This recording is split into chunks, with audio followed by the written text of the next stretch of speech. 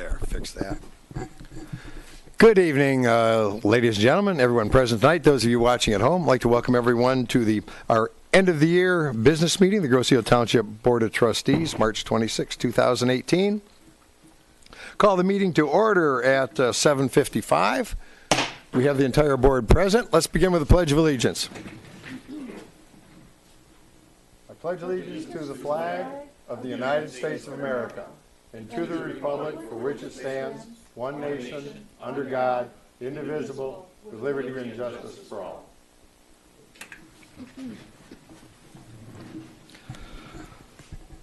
Okay, we're going to begin tonight's business meeting, for as long as my voice holds out, with two presentations. First will be the Finance Director, Ann Darsnak, will be presenting the 2018-19 proposed budget, pending board approval, and I'll follow that up with my State of the Township address. So I'll turn it over to Ms. Darsnak. I understand you've got everything loaded and ready to go. I think so. Talk into the microphone. Can you hear me? I can hear you. Is it still? Can you hear me? Curious, no. You still can't hear me? Okay. Well, good evening. Here it is, that time of year. We're going to start the fiscal 18-19, look, my first typo, budget. Hey. So we're going to start again, look at our budgets derived basically from revenues, which is made up of taxable value and millages across the whole board, except for the enterprise funds. Again, we can see that 2010 was a fabulous year. We were up to $611.5 billion, and then it started going, or million dollars, and then that's when the economy dropped down to 564, and you can see how that big drop happened in a year to 2 years, from 2010 to 2012. And because of that, it fell with no limitations. But to continue back up, there's limitation by Headley that only lets it raise by no more than 3% of inflation per year. So it is going up, but you can see it's going up very slowly. So maybe by next year, we'll be up to the 210 if all works well. So you can see that it's dramatic when you look at it this way. It's just taking so long to bounce back, but it is going in the right direction. So what we do is attach those SEVs to the township millages. And you can see that the township millages, 11 and 12, we had to have an additional police millage to even keep up with current operations. And then you can see from 13 went up a little bit more, and then 14, 15, 16, and 17 are basically stayed the same. So in the last 4 years, millages have not increased, and the taxable value is increasing slightly. If we look at our percentage of operating to debt, you can see the operations runs from basically 9 mills to almost 10 mills. That's been operations for this from 2012 to 2017. The debt is our big portion. 5.6 mills is current debt, 4.5 of which is the sewer separation project, and 1.1 is of the debt for the judgment bond. There is some light at the end of the tunnel. These will start to fall off in fiscal years 23, 24, 25. So the 4.5 will be completely off in 2025. So there is some light at the end of the tunnel, 4.5 mils, which is a lot.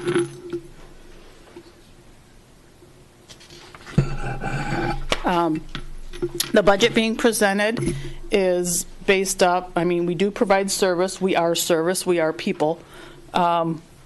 So the budget is made up of 48 current people, staffing, and 39 retired staffing. So our retired amount of people is almost equal to what our current is working today.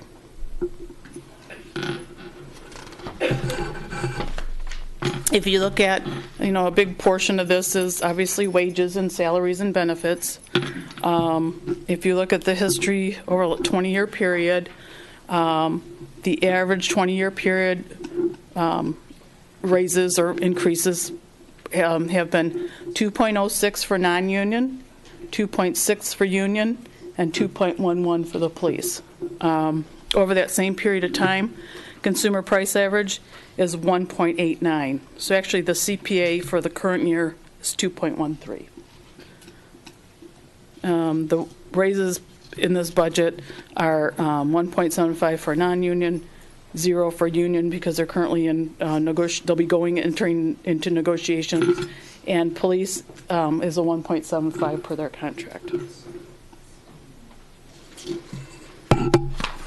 I'm going to spend, this is where the big controversy is and all the issues as far as pertaining to employee benefits and cost. If we look over gross wages, you can see they're 3.2, 3.3, 3.3, 3.5, and 3.4. So they're basically, for total gross wages, W-2 wages, it's around 2.2 to 2.4. The 2.5 anomaly was because we had 2 big payoffs of retired employees. So that's what jumped that number up a little bit.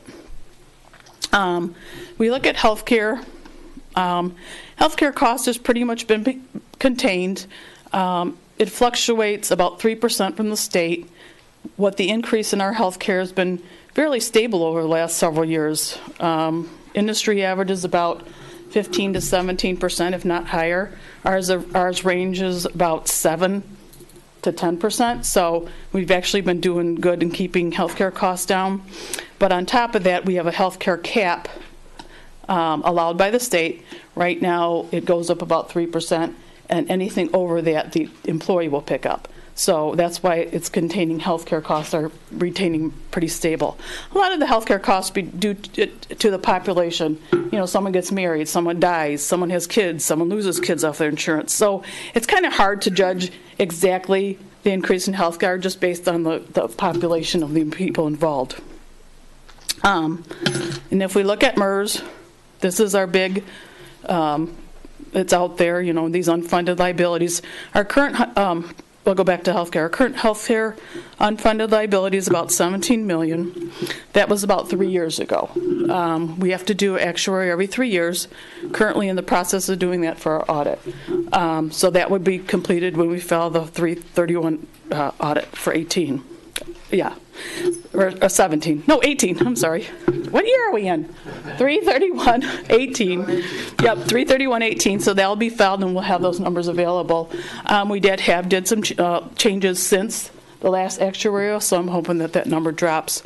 And then the MERS retirement, you can see that our costs have been going up consistently, and that's because a lot of it has to do with the amortization period that MERS is giving us. There's a couple things that come into play with MERS. The actuarial assumptions that are made, the amortization period has went down from 30 years to a 22-year period. So imagine your mortgage, all of a suddenly tomorrow they say, oh, you're not going to be at 30 years. We're going to amortize it over 19 years, and then we're going to advertise it over 15 years. And then we're going to, so your monthly cost is going to raise tremendously, and that's what they're doing to us. If you look at, I love this chart that MERS gives you. And they change, they change assumptions. They change how long people are going to live. They change the mortality rates. They change the rate of return. So all the time things are changing. And I found this as part of the MERS report. Everyone's talking about this 60%, this 60%. Well, as of 2016, we had an unfunded liability of about 13. Did you zoom that in? Yeah, I think it's important. This one's. There's right at the one of those controls at the bottom. I'm not sure which one it is. There you go. Okay. I find this, okay, so, we talk about how we are and where we're at. I mean, I think Brian and I were even looking back to 1992. So in 1992, we were 101% funded. Then all of a sudden, in 1 year, it dropped 81%, but down to 81%. And you start seeing this. I mean, people say, oh, we're in bankrupt, we don't have any money. Our liability is $33 million. Our assets is $20 million. So we do have $20 million sitting there. It's not like there's no money available to pay anybody. This big number, we are actually 61% funded, but our generally accepted accounting principles and laws have changed the way they want to calculate. So even though MERS is telling us that we're 61% funded, we had a report to the state that we're 58.10% funded, which caused a flag. And the reason for that flag was basically in our audit, they took the 61%, MERS provided them additional numbers because they were changing the assumptions on the discount rate, the rate of return. So again, they're making changes. When things say what it is, all of a sudden, 2 weeks later, it's 2% lower for, what did we do? Nothing really. But I love the note that says, actual assumptions. So we're chasing something. We're chasing to be funded. The problem is, actuaries love to change assumptions, so they're telling you right now, we revised assumptions for 2004, 2008, 2009, 2010, 2011. What are we chasing? So everyone's making this huge ordeal that we're going to pay this off tomorrow. We're not, because it's there, and they keep changing what we're doing. So we continue to do what they're telling us to do, but they all of a sudden just change the rules. I wish in accounting I could just whatever, make it whatever, and change the rules and keep it going. But this is kind of ironic because that's what we're trying to do, and we're only doing what we've been told to do for the last, this existed 20 years ago, it exists now, and it'll exist 20 years from now. Because, I mean, and then the state is putting demands on us. The state currently is 69.45% funded for their pension, and their health is funded at 19.89%. So the state's putting these huge demands on us, little governments, and they're not keeping up with their own rules. So this is something we'll continue to look at, and we'll continue to move forward. It's not like we haven't made changes. We have made changes to reduce these liabilities, but they're not going to affect tomorrow. It's just going to take a long period of time. They didn't happen overnight, and they're not going away overnight. They will be there. What happens, you can see in another report,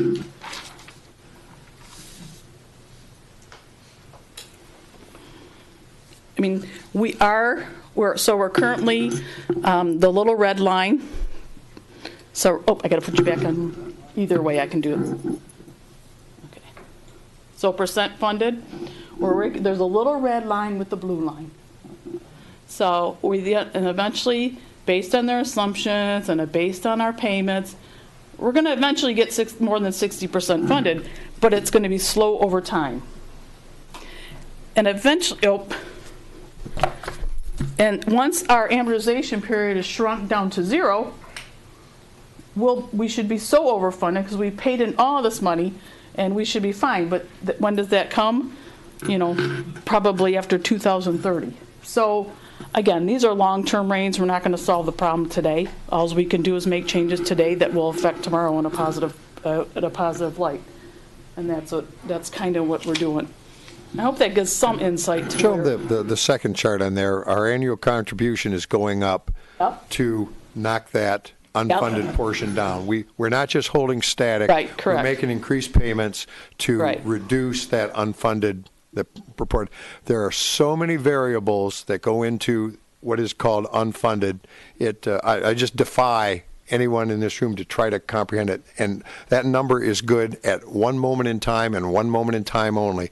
Any one of a number of parameters can change. That number changes dramatically. Could change dramatically. Correct. One other thing. And have we ever not made our contribution that we were, the actuarial contribution that we're asked to pay? We've never missed a payment. Nope.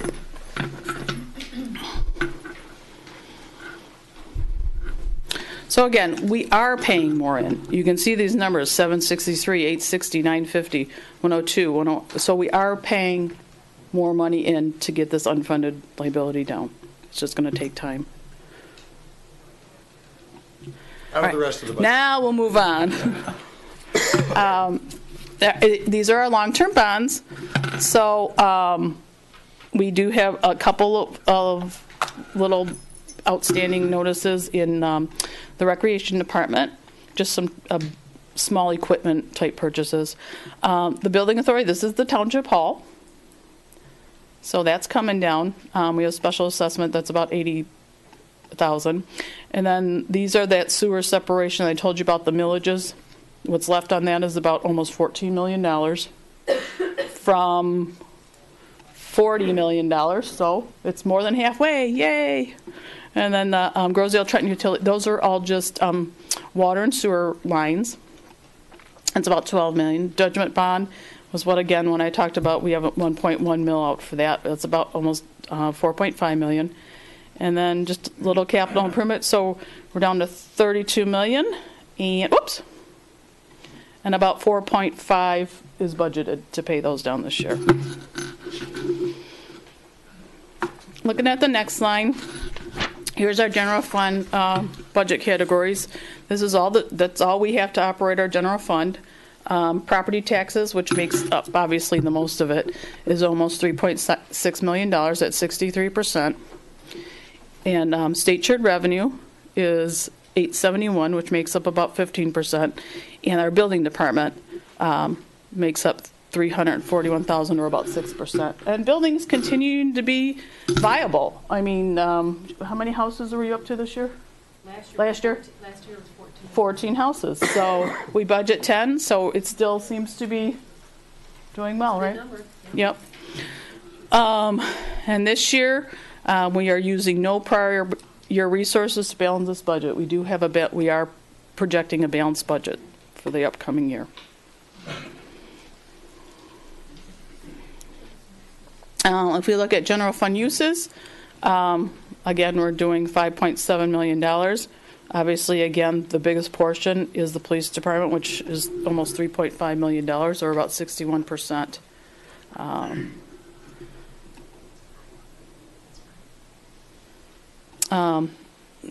We always like to look at this. This is our how our millages in the general fund are allocated. If you look at 2018, 2019, our budgeted taxes are almost $6 million. Police fringe and wages take up about 86% of that number. And then if you do the total police, the budget, they take up about 95% of the total taxes that are allocated to the general fund.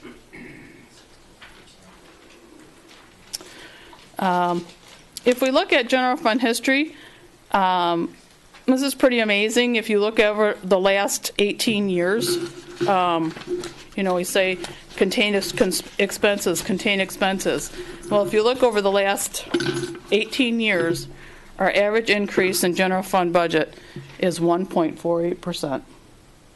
So when other things are going up, we make it work to contain expenses. I don't know if there's any other communities that can show that, but I've never asked, but I think that's pretty impressive at looking at the whole picture.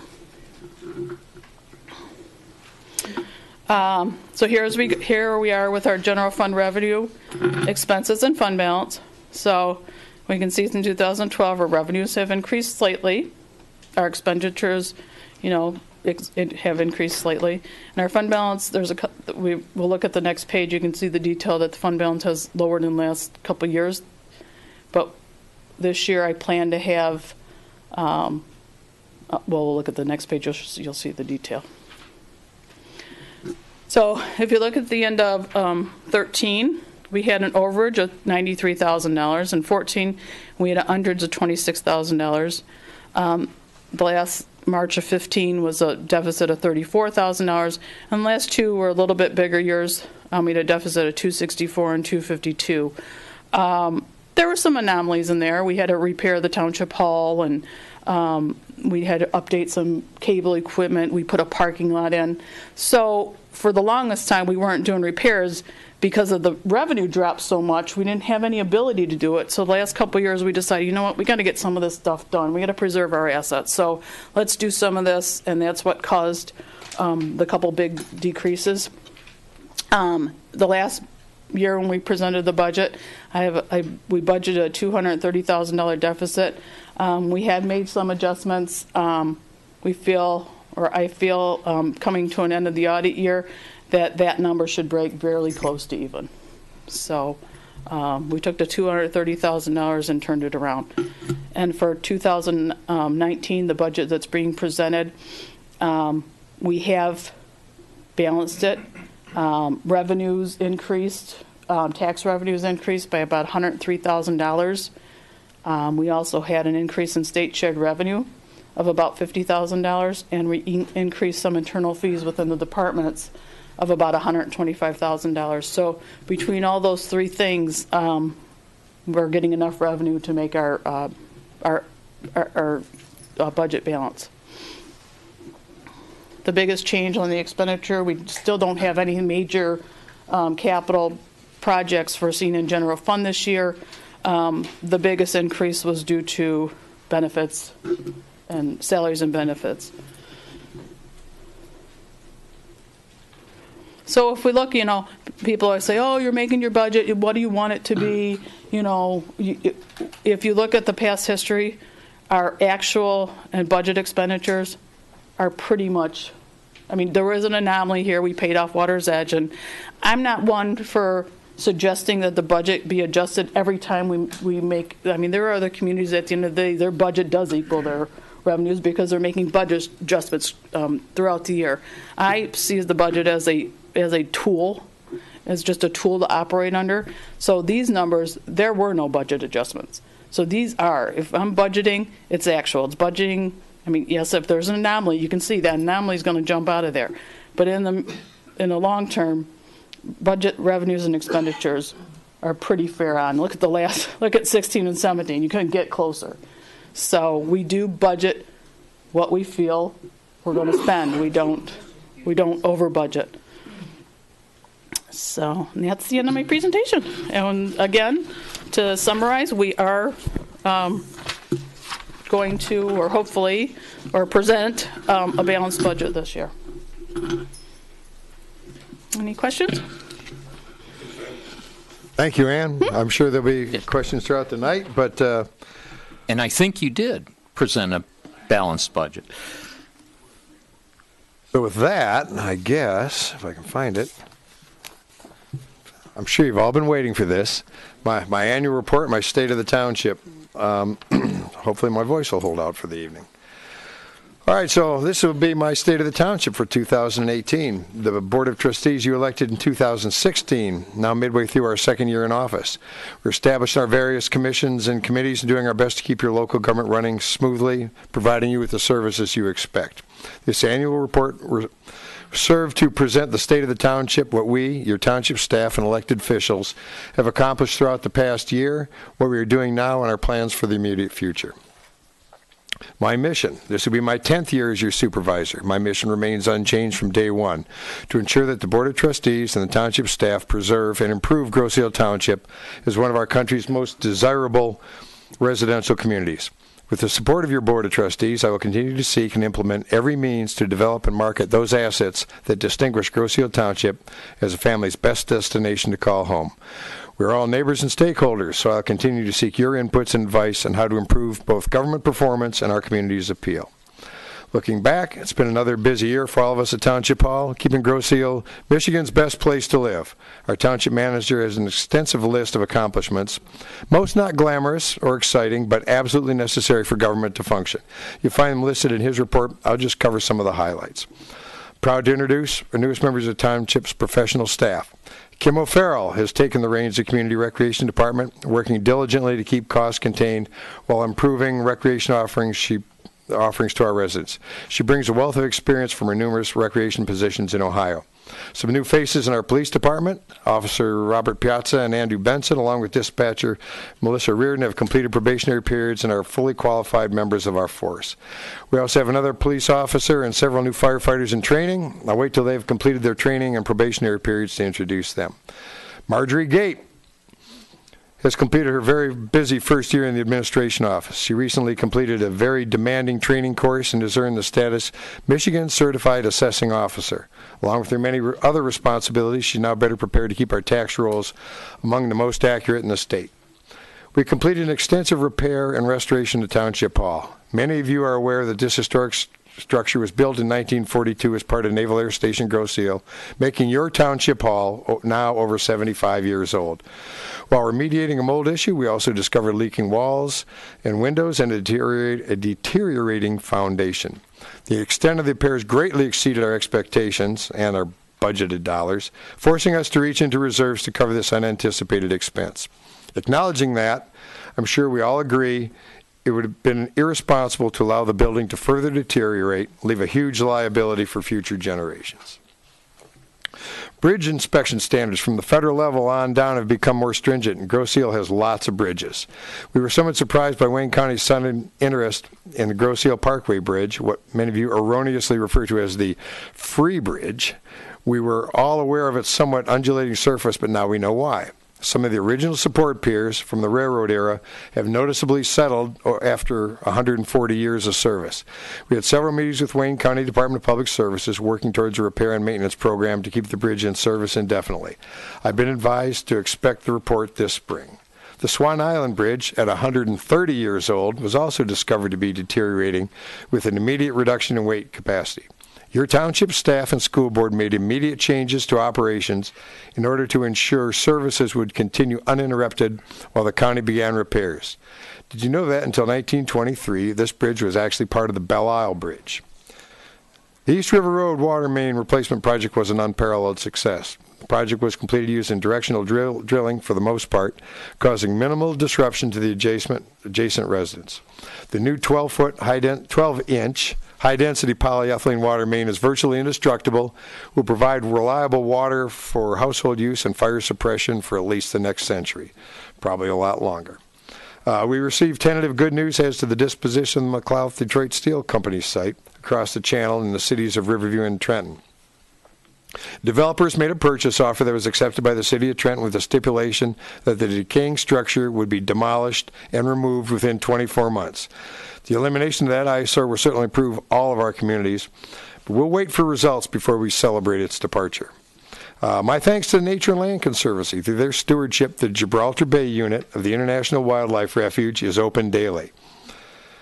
Stop by and see what a dedicated group of volunteers can do, converting a former air defense site back to a quiet meadow and wetlands for all to enjoy.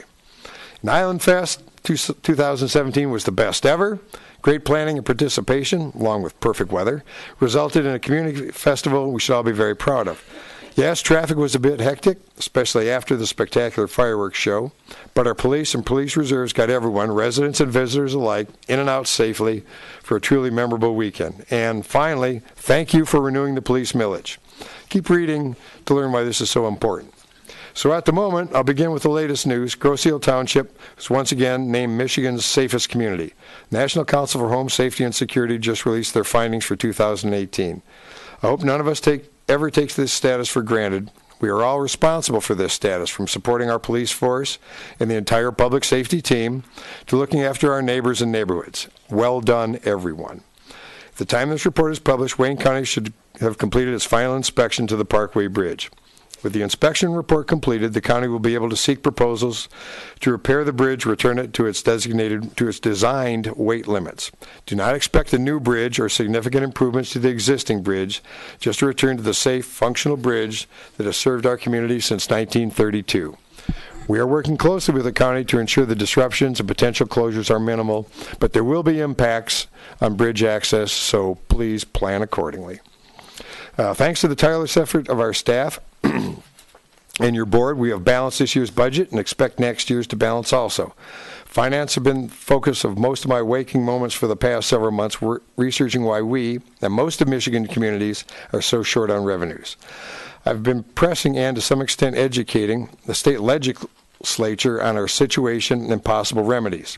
Begin with the fact that Michigan is the only state that has actually reduced revenue sharing to municipalities while increasing expectations for services provided. The unintended consequences of the 1978 Henley Amendment passed when the prevailing mentality was that property values will never decline, are constricting the revenues we rely on to fund the operations of this township. Consider that our property tax values, the basis of most of our income, have finally recovered to the 2004 values. I'm sure your household expenses are significantly higher than they were 14 years ago, so are the townships. I'll be embarking on a quest to remedy the state-imposed limitations on our revenues, but this will take considerable time, particularly because November's elections will generate even more turnover and turmoil in Lansing. For the record, I do not support imposing new taxes when more rational means are available. Your advice is always welcome. Looking forward, continuing our water main improvement program. Later this year, we'll begin a project along and under West River Road. Wayne County is partnering with us in this project, and with their contribution, we'll have funding to pave both lanes of West River Road.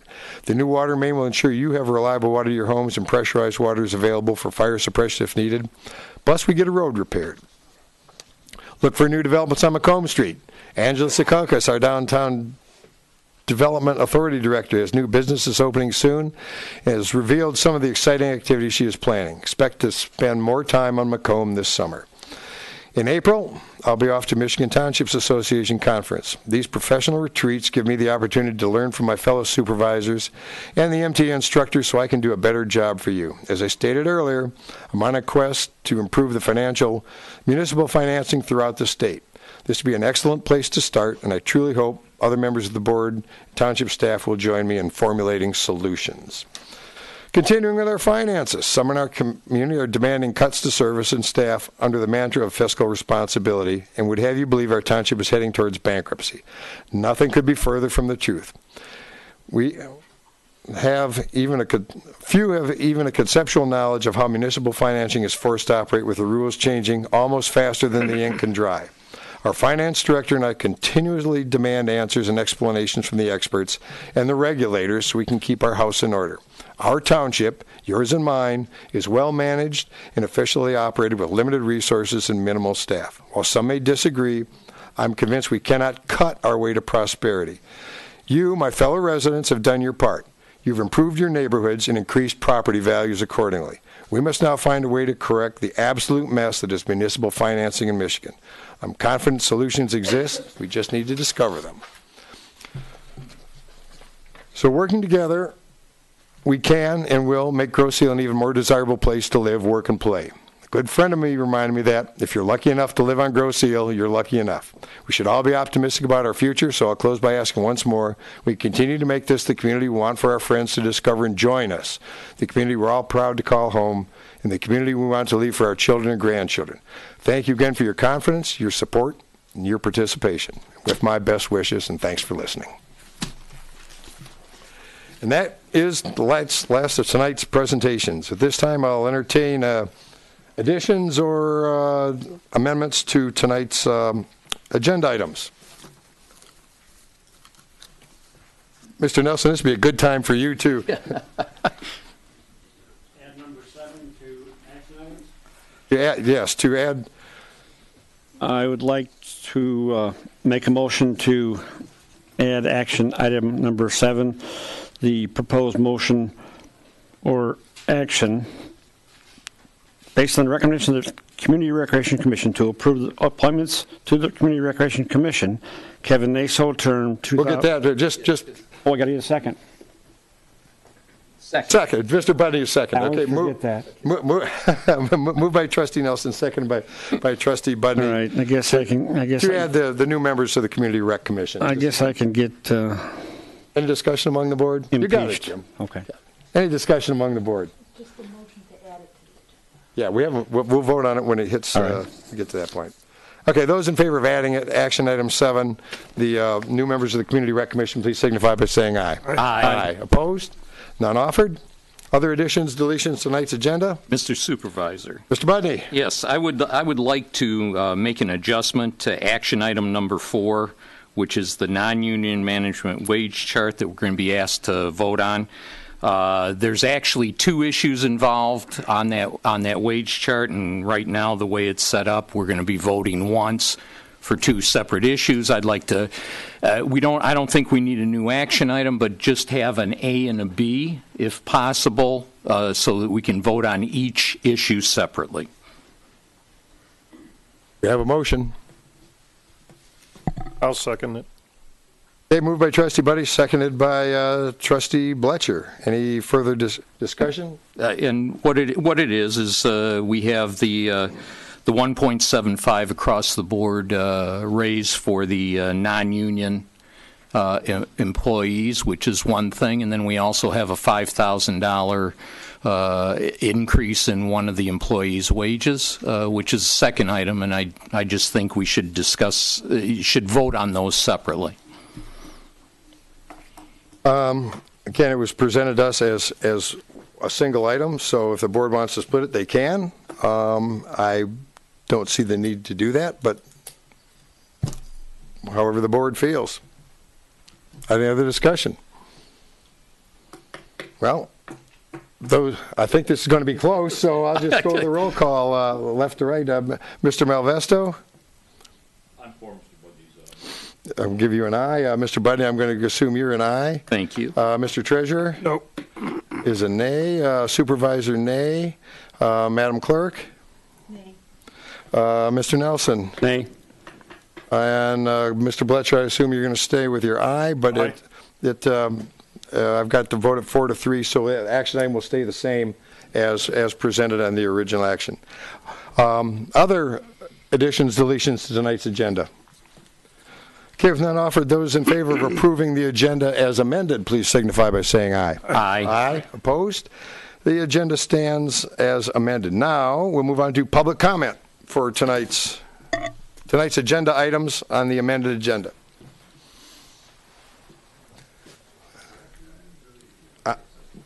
On the action items. With none offered, let's move on to the consent agenda, Mr. Treasurer. Thank you, Mr. Supervisor. Consent agenda 18-001. Approve the minutes of the March 12, 2018 regular meeting. Approve the check register and invoice registered through March 23, 2018. Authorize to process and distribute accounts payable through April 6, 2018. AT&T wireless small cell agreement.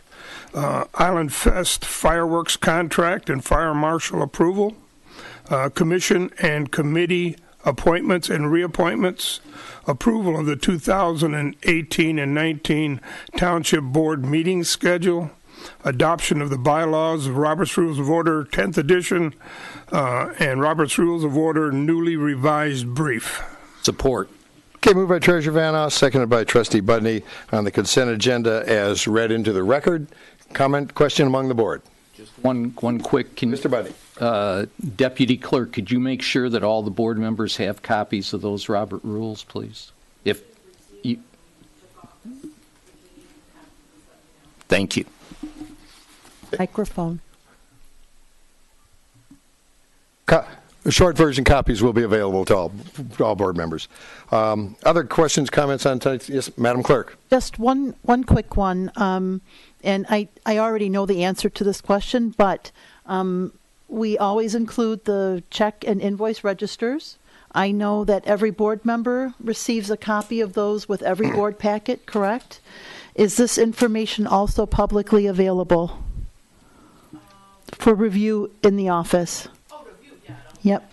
So any resident who's interested in viewing the checks and registers, the payables, expenses that we pay out to lawyers, lawyer fees, gardeners, water bills, etc. It's all available, public record for anyone to come look at. Thank you. Other questions, comments from the board on tonight's consent agenda? If none offered, those in favor of approving the consent agenda, please signify by saying aye. Aye. Opposed? None offered. We will move into tonight's action items. Mr. Budney. Thank you, Mr. Supervisor. This is where the real money is being spent. This was referred to in the supervisor's report, the West River water main project.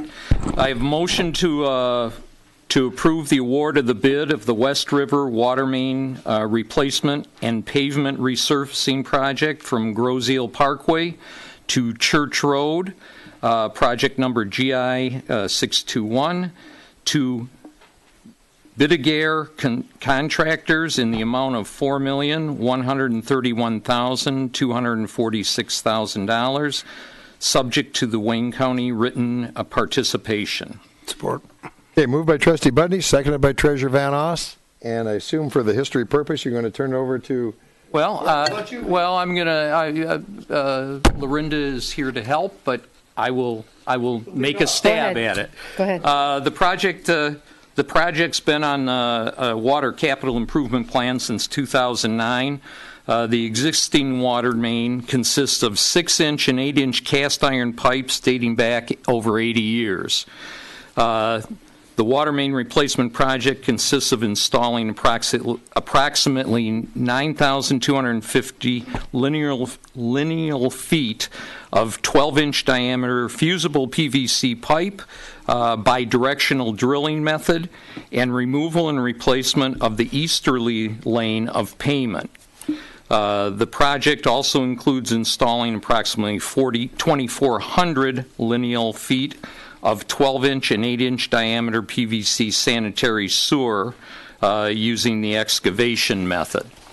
Part of the project also includes the rotomilling and resurfacing of the westerly or southbound lane of West River Road of approximately 9,000 square yards of existing pavement and all related work items. The work will be funded by Wayne County under Work Order 47037 in the amount of $857,120. So this is the follow-up or the last part of our loop around the island that'll give us 12-inch water main all the way around.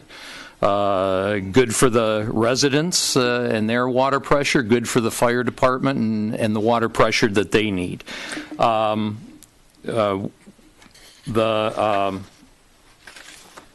We had a number of bids. I would hope that everybody's looked over the bids. The Section 2 part that is talked about in the bid is for the westerly part, and Section 5 is the water main project. You noticed within the bid package various alternatives, and if you look at, board members, if you look at page 2 of 5, item number 45 is what the alternatives apply to, and that's basically the drilling and putting it in. Alternative 5. These are numbered differently. Section 5, alternative 3 is what we chose. Any other questions? One more thing I'd like to add too, Jim, is that also part of the project is also going to include installing at least 2,000 lineal feet of storm sewer pipes as well, because we have a drainage problem up there.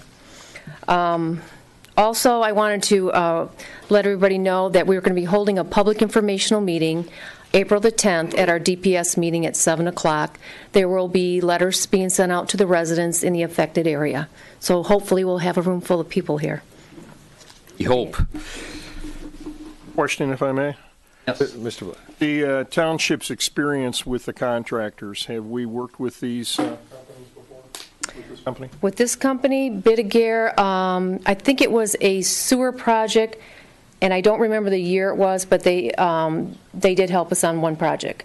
Their latest project, I believe, was out in the city of Taylor, and they did quite a big installation of water main there recently. And one of the things that Raines does in helping us pick these is they look into the background. Yes, so they that do. when they're saying to us, this is a good one to pick. They check the they references. actually know what kind of work these people do, so we're never flying blind. Right. Excellent. Thank you. Clerk. I have a small number of questions. First of all, I'm assuming that even though you didn't state it outright, this is based on the recommendation of the DPS, right? This motion. Yes, it is. Yes, it is. So. Our last meeting, we voted to move it forward. Again, just to make sure that these our assumptions are true, we can assume that Raines evaluated the bids and Yes. made a presentation to Yes. the DPS. The Wayne County intergovernmental agreement that is included with this, did Attorney Assorti review this, or one of our attorneys? Okay. Yes. And then finally, is Raines going to act as a kind of construction manager on this project? Yes, they or- will have a construction manager. The name of the company is Buccelli is generally who handles it for them. Okay. Good to know. Thank you. We'll have a name. Mr. Ream, you had Yes, sir. Thank you, Mr. Supervisor. I spoke to two neighbors that the contractor's done considerable amount of work for. They've done sewer cleaning, pipe bursting, and emergency repair work for us. They've done a great job. Brownstown Township. They've done a great job for us. They did a difficult project and timing related to other facilities and ins and outs, and had some stuff to do with the school year and the entrances, and that went very well, and there were no complaints. City of Riverview, and those were the last 12 months. that was on Bidagare. Yes. Yep. Good. This is a major project. I'm just tickled with what we're going to get done. We're getting the water delivery loop completed. We're getting old sewer problems solved. We're getting additional I didn't know about the drainage portion, but we're getting drainage situations resolved, which some of the drainage has caused some of the deterioration of West River. And we're getting West River repaved, and the county is kicking in $875,000. 857,000. But when this is done, basically the only old part of West River that will be left will be from Church Road to Horse Mill. Right. The rest of it will have been redone. And drainage was a big concern of ours in this project because it's bad on West River. It's an expensive project. It's going to cause some inconvenience for a lot of residents for a short period of time, but just the incredible improvement it's going to bring to that corner of the island I'm really tickled that we're moving on there. Can we do something similar on East River between Ferry and We put the water Island in last Boulevard summer. there? No, I'm just saying Got that some parts. use a new surface. I know. Anything else for us, Mrs. Beneteau? No, that's it. Okay, anything else for Mrs. Beneteau? All right. Well done steering this all together, both you, the commission, the liaison, and the director. With that, those in favor of approving the motion to award the bid of the West River Water Main Replacement and Pavement Resurfacing Project to project number GI-621 to Bidagare Contractors, amount of $4,131,246, obviously subject to Wayne County. Please signify by saying aye. Aye. Opposed? None offered. Well done. Thanks. Mr. Bundy. Why, thank you. Hi, Lorinda. Hi, Jim. We have a motion to approve the contract compensation adjustment of $9,568.44, or 2.37%, be approved for Suez Environmental Service, Inc., contract services at the wastewater treatment plant for a fiscal year 2018-19, based upon the recommendation of the DPS Commission. Support. Okay, moved by Trustee Bundy, seconded by Treasurer Van Oss. This is part of the contract that we signed with them. It's the annual adjustment. We've done it every year. There's a formula we use. There is a formula. Two different CPIs are involved. on a 76-24 ratio, it comes out to the 2.37 and the 9,000 in total dollars. Any questions? It's a contract. It's a contract, and we're just fulfilling our contractual keep up our end. responsibility. They keep delivering water, so that's good. Questions for Mr. Budney or for Ms. Beneteau from the board?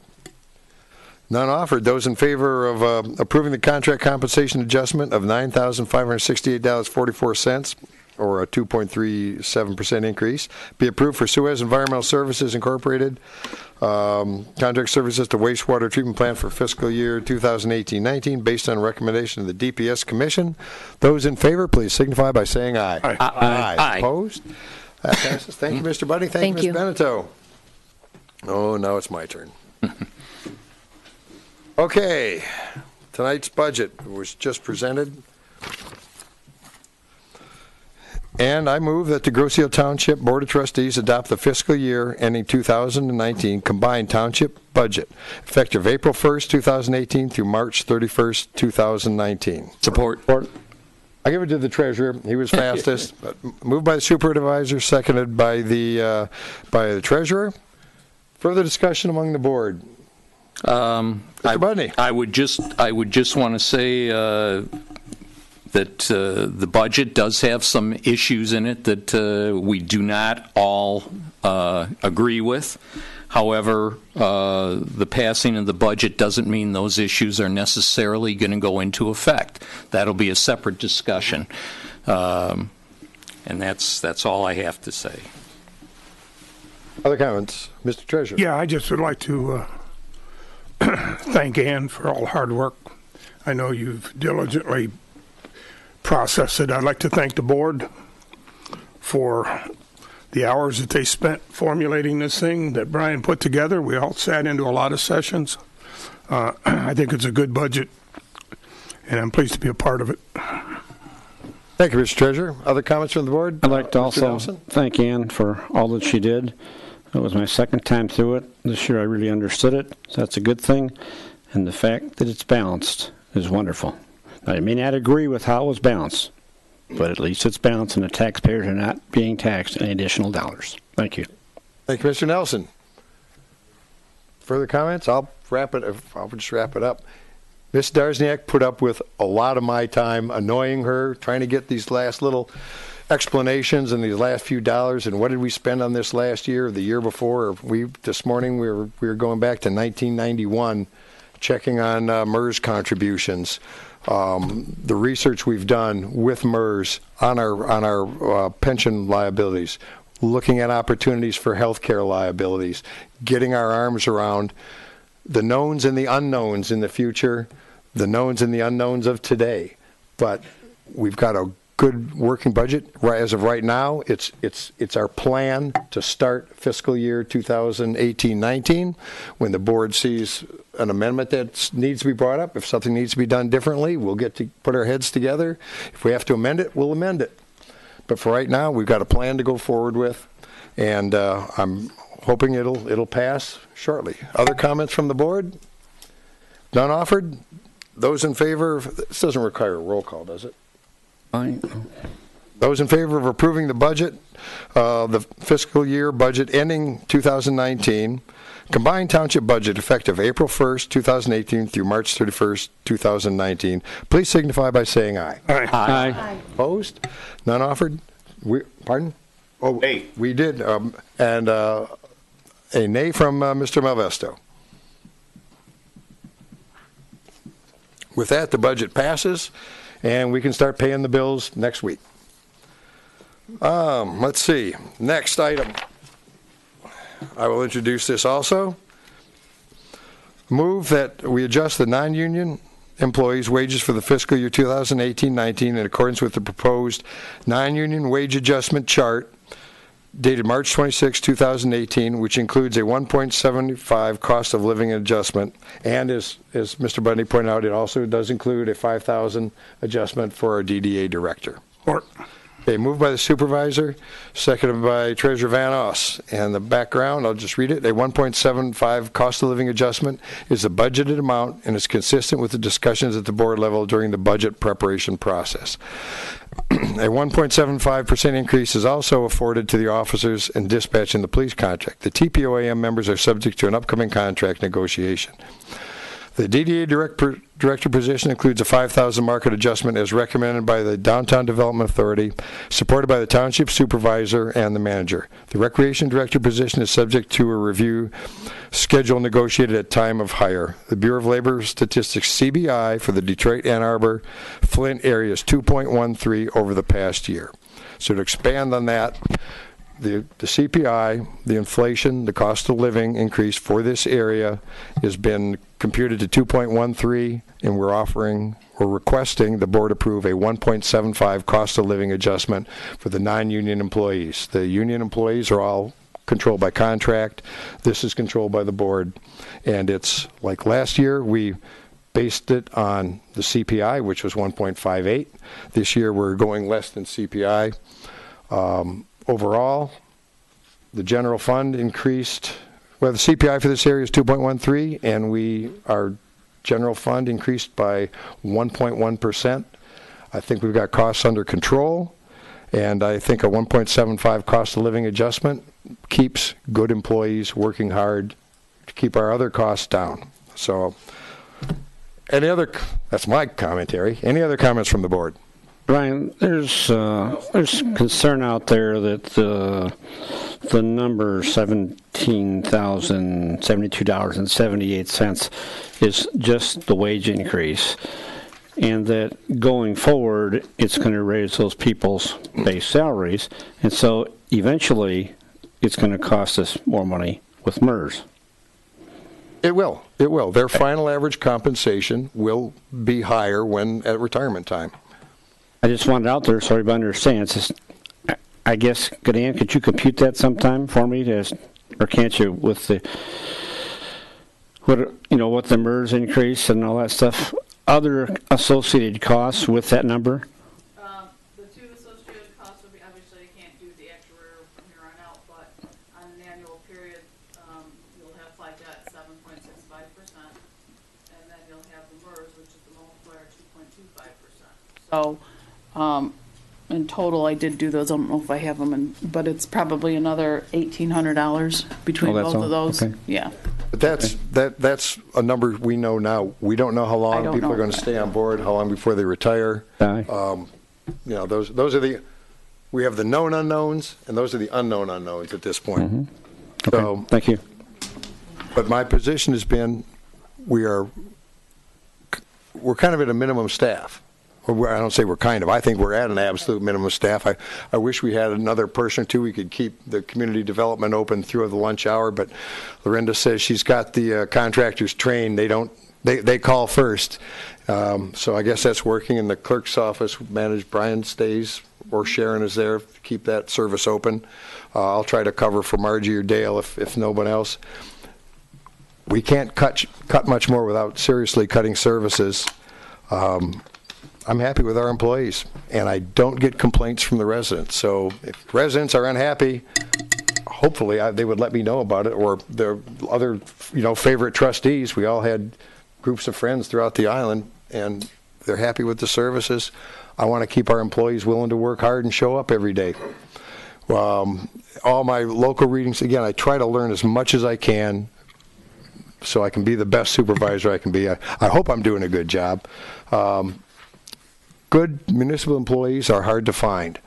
We attracted the best police officers available, and we recruited them. They wanted to work here. I think we got the best rec director because we had a good program offered, and she was willing to relocate to come here because it looked like we would take care of her. We got Ms. Secaucus to run and really turn around the Downtown Development Authority. I don't think we're overpaying anybody. I think we get a lot of work out of our employees. And a cost of living adjustment just keeps them where they are. They don't have costs running away from them. That's my sermon.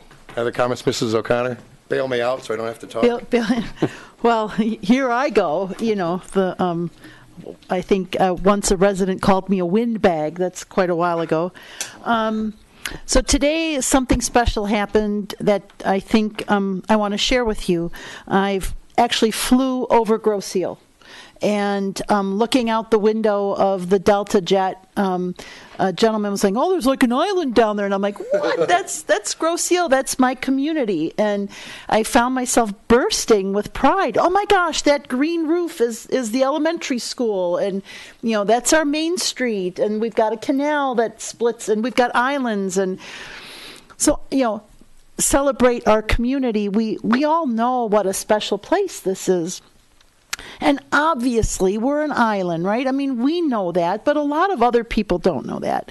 But being an island, we have challenges and benefits. When we talked about safest city, one of the things they said, well, yeah, there's like 2 bridges, But on the other hand, people here take pride in the community, and they move here and they stay here by generations. Kids come back. Most small towns, the kids can't wait to leave, and we've got college kids coming back to have their families here on Grosse Ile. Maybe not fast enough to build the boom and build the schools. We're also a general law township, and so we're not a city, but we offer pretty darn close to city services in this community. And one of the ways we do that, of course, being general law, is we have the option to vote to tax ourselves. Right? And so all those millages that Finance Director Darsnick pointed out during our budget session, those are taxes that we, the majority, have voted to impose on ourselves as a community because we thought those were services that would make our community better, that would make it a more desirable place to live, whether it's community like recreation services or if it's infrastructure. On top of that, we're a service provider. We don't make anything. We're not a widget producer. You can't look at natural resources and say, well, we can cut costs here and we can do this there. We're a service provider, and that depends on people. And in my 20 plus years involved in the township, the staff numbers have continuously gone down. And in the 90s, they called it right sizing, right? And maybe at some point, we had too many staff. We had too many people doing too few things. But at this point, we've got a finely tuned machine. We've got an administrative staff in Township Hall that are sharing duties across statutory lines in a finely choreographed dance so that payables and receivables don't intersect, so that we're protected. But yet we've got people working at optimum levels. They're not just sitting idly by. And that's really important, what I want to say, why I support this 1.74% increase, is that the staff we have is very valuable to us. And some of them are getting ready to retire, and we'll be hiring newer, younger staff as well. But I want the people who work here for us to feel like they're valued employees, and that the hours they spend working for us are not just wasted hours. And someone asked me, well, have you ever gotten a cost of living increase? And I'll be honest, I never have. And yet, that doesn't make me want to prevent other people from having it. I've always followed the golden rule: treat others the way you would like to be treated, not the way maybe you have been treated. And when our team lets us know that we can afford this is not a crazy move, then I can support this, because I think that the team we have is worthy of this investment. And I want them to know we are investing in you because you invest your time and your efforts and your nights and your weekends and your summers to us and to make our community better. Thank you, Madam Clerk. It's going to be tough to... Other comments from the board? Supervisor. Mr. Fletcher. I echo all of the sentiments that the clerk and you have so ably presented. I have lived here all of my life, and the people that work for the township, all of the people that work for the township, I can't think of any better group or organization I would like to have working here. I think that the citizens have done very, very well. I look at the managers, I look at all the employees, and they all do very well. I'm also reminded, though, that we have two groups of people here. We have the union and we have the non-union.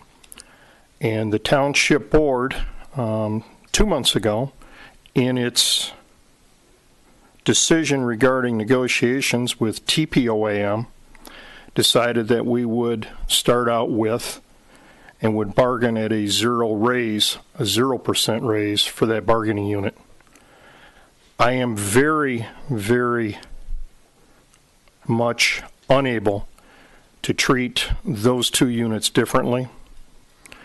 My philosophy is that when you have employees that all work as hard as Ms. O'Connor has said, they all deserve to be treated the same.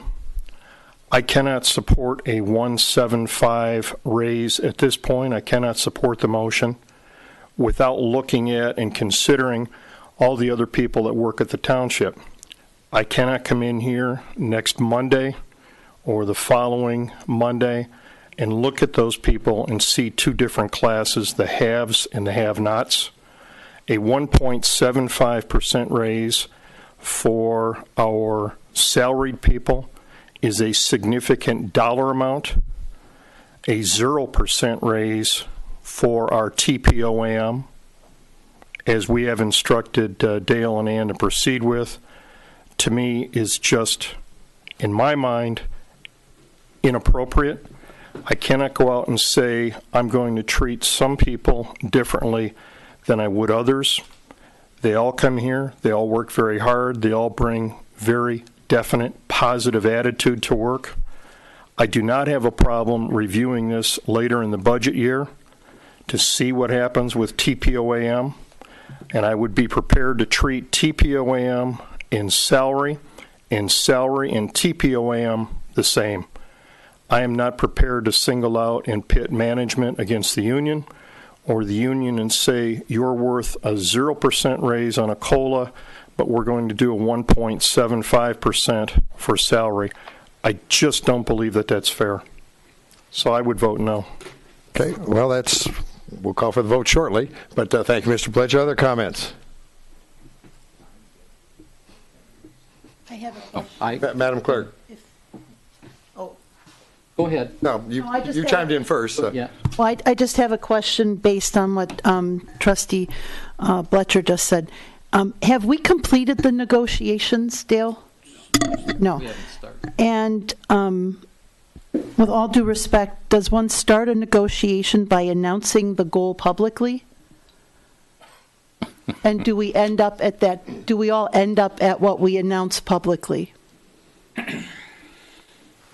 And for that very reason, I would be prepared to support the same raise for the union as I would for the non-union. Let's see what the union winds up with and take it to the same level with the salary. Well, the largest union, the Police Officers Association, gives 1.75. We have 12 individuals on this scale. And what's our TPOAM? That's... how many members 11, is that? 14. So again, they'll negotiate. We'll get a result, but we're not even started negotiations. Anyway, I understand your position, but again, our largest union, the police officers, are getting 1.75. If we followed last year's approach, where we initially, just for ease of computation, offered 2%. Turned out the CPI was 1.58. We pulled back the non-union / management people to a 1.58 COLA. That was the precedent, or I considered a precedent. This year's CPI is 2.13. And speaking for the management, Dale said, you know, we would be, I'm sure we could get them at 1.75. We should go no lower than that because that's what our largest union is getting. We don't know what the TPOAM is going to be at, and we won't know for a year probably. So I'm going to support the 1.75%. Based on the precedent from 1 year ago tonight. And I understand that, Mr. Supervisor, and I do appreciate your comments in the position, but I would also recognize that the police union still has 4 years left on their 6-year contract, and that was negotiated and approved by the board several years ago. So I don't know that using police as a comparison is necessarily fair or appropriate. Just my thoughts. I think 175 was a number that was negotiated. They have different factors to consider, Act 312 binding arbitration that we don't have with TPOAM. But I appreciate your comments. I still believe that we should treat everyone equally. I would not have a problem, so that we're clear, if we come in with a contract that is duly negotiated and approved by the board at X amount of percent, I would not have a problem doing that with salary as well. That's my objection, is treating them differently. Would you be willing to offer back pay if we left them at 0 this year? I think that's a matter of negotiations. If you're talking with TPOM, I'm not On the floor, let's get it voted. All right. I With let Ms. O'Connor speak, so now I'd like to speak. All right. I'm going to come at it from a little different angle. I think we've heard a lot about how much the employee does, and I certainly back everything that was said regarding our employees. However, some months ago, as we were talking about various items, we said we were going to get a financial planner and consultant in to look at these things. One problem I have with all our salaries is we have no structure to them. They just keep going and going and going. There's no cap. There's no rhyme or reason to them. It's just something that was started and it's going on. I mean, we can down the road look at a billing clerk making $75,000, $80,000 because there's no cap on it. What I would propose, and I agree that we can look at this later. This doesn't have to be done now. My first thing that I would say is table this, not vote for it or against it, but table it and give Mr. Bletcher and myself some time to look into, see what these things actually mean to us, to see if in fact our salaries are in line with what they should be, with what Grozeal can afford. Not with what other people are making in other places, but what we can afford. Certainly you look at other places, but no places like Grozeal. What we have limited revenue. We've been hearing that all evening here, and we do, and we have to look at this. And every time we give a raise like this and put it into the pension, we're not increasing it for this year. We're increasing it from now until that person retires, along with any other raises we may give out to them along the way. I'm asking that the board just step back for a while, give us some time to look into this and see where we really stand. That'd be my first thought. If and I don't know how the board would look at that, just tabling it. If that, we're going to vote shortly, so you'll know then. Well, then I'll take that to mean we're not going to table it. Then my other proposal would be give them the 175, but for 1 year only. Not put it into their base, not put it into our pension. Give them their raise for the year. Again, that would give us the time to look into this stuff and see where we should be. That's what I have to say about the 175. On the 5,000, and this is something that's bothered me since I got on this board. We're given this $5,000 raise, and there has been no justification given to us, this board, for giving this raise. It's just simply the DDA decided, and I support it, and here it is. That's the justification. I'm not saying that individual shouldn't get this. I don't know, and I won't vote on something that I don't know. Other comments? I'd like to call a question. Won't be necessary. I'm going to start the vote. Be a roll call vote. Just one quick follow-up. You already called the vote? I just had a follow-up question, that's all. I made the assumption when this was discussed earlier that these were based on recommendations, and I assumed that the DDA made a recommendation to the Township Board, much like other commissions make recommendations to the Township Board. Yes. Yes. Well, I disagree. We've got a vote. We've got a vote on the table. I'm going to go with obviously roll call votes in order. Mr. Bletcher. Nay. Nay. Mr. Valmesto. Nay. Mr. Bundy. Nay. Mr. Nelson. Yay. Mr. Treasurer. Yes. Supervisor votes aye. Madam Clerk. Aye. Motion. That will be a 7-3. The motion carries. Thank you, one and all. Of course, we're always going to be evaluating these, and Madam, We don't evaluate a damn thing. a little lighter. Madam Clerk, this is one of the better parts of the end of year meeting. Nelson. All right, it is, oh, my mic finally works. It is my honor to make the first motion for the appointment of a committee and commission chairperson for fiscal year 2017 through 2018 through 2019. And that would be a motion to appoint John Schweikert as chairperson of the Planning Commission for the April 1, 2018 to March 31, 2019 year. Okay, just for clarification. Whoops. Okay, for clarification, this is going to be a block vote. I'm asking the commission and committee liaisons to introduce the individual, and we'll vote at the end as a block. So with that, I'll step on to Brownfield. That's you, Mr. Treasurer. Yes, I'd like to recommend the appointment of Ron Moran for both the Brownfield and the Commerce Park Commission, and also for the Construction Board of Appeals, Mr. Anthony Kraus.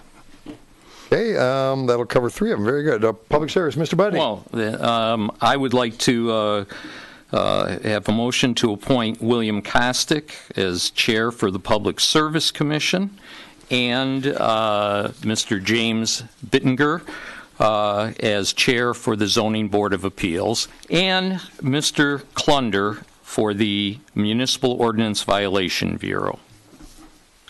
Okay, moving on. Let's see. Mr. Bletcher, Greenways Open Space? Yes, Mr. Supervisor, I'd like to recommend the appointment of Cliff St. Pierre as chairperson of the Greenways Open Space Committee and Joe Dixon as chairperson of the Girls Eel Police Commission. Thank you, sir. Mr. Nelson? I would like to appoint Mr. Chad Novak as the chairperson for the Festival Commission, term April 1st, 2018 through March 31st, 2019. Okay, Fire Commission, Mr. Malvesto. I'd like to present Jerry Bringard as our acting chair for the Fire Commission, and do you want me to do BPAC as well? Yes, and for please. BPAC, it would be Brian Pollock. Very good. Mr. Treasurer. I forgot the Airport Commerce Park Committee, which is Mr. Alan Anderson. Alan Anderson for Chair of the Airport Advisory. Airport Advisory Committee. Okay. Didn't have that one checked off. Okay, holy cow, my turn. I'd like to appoint Ron Moran as chair of the Downtown Development Authority for April 1 through March 31st, 2019. Also to appoint Mr. Salam, otherwise known as Sam Durrani, as chair of the Board of Review. And I'll take that one also. Appoint Brian Medved as chair of the Island Beautification Committee for the same term, April 1st through 2018 through March 31st, 2019. Did I miss anyone? Well, Did you might want to announce why Jim did not Oh. do CRC. We're waiting on the Rec Commission. They will vote. Their vote is at their next meeting Right. to appoint their chair. So that's coming. I'm sure there will be no surprise. I'm hoping there's no surprise. All right. With those nominations by the various liaisons, those in favor of approving those recommendations, please signify by saying aye. Aye. Opposed? None offered? Start it with, to all the commission committee chairs, thank you for keeping the township running smoothly. Action item number 6. That'll be you, Mr. Treasurer. Mike Duker is here. Mike, you want to step up, please?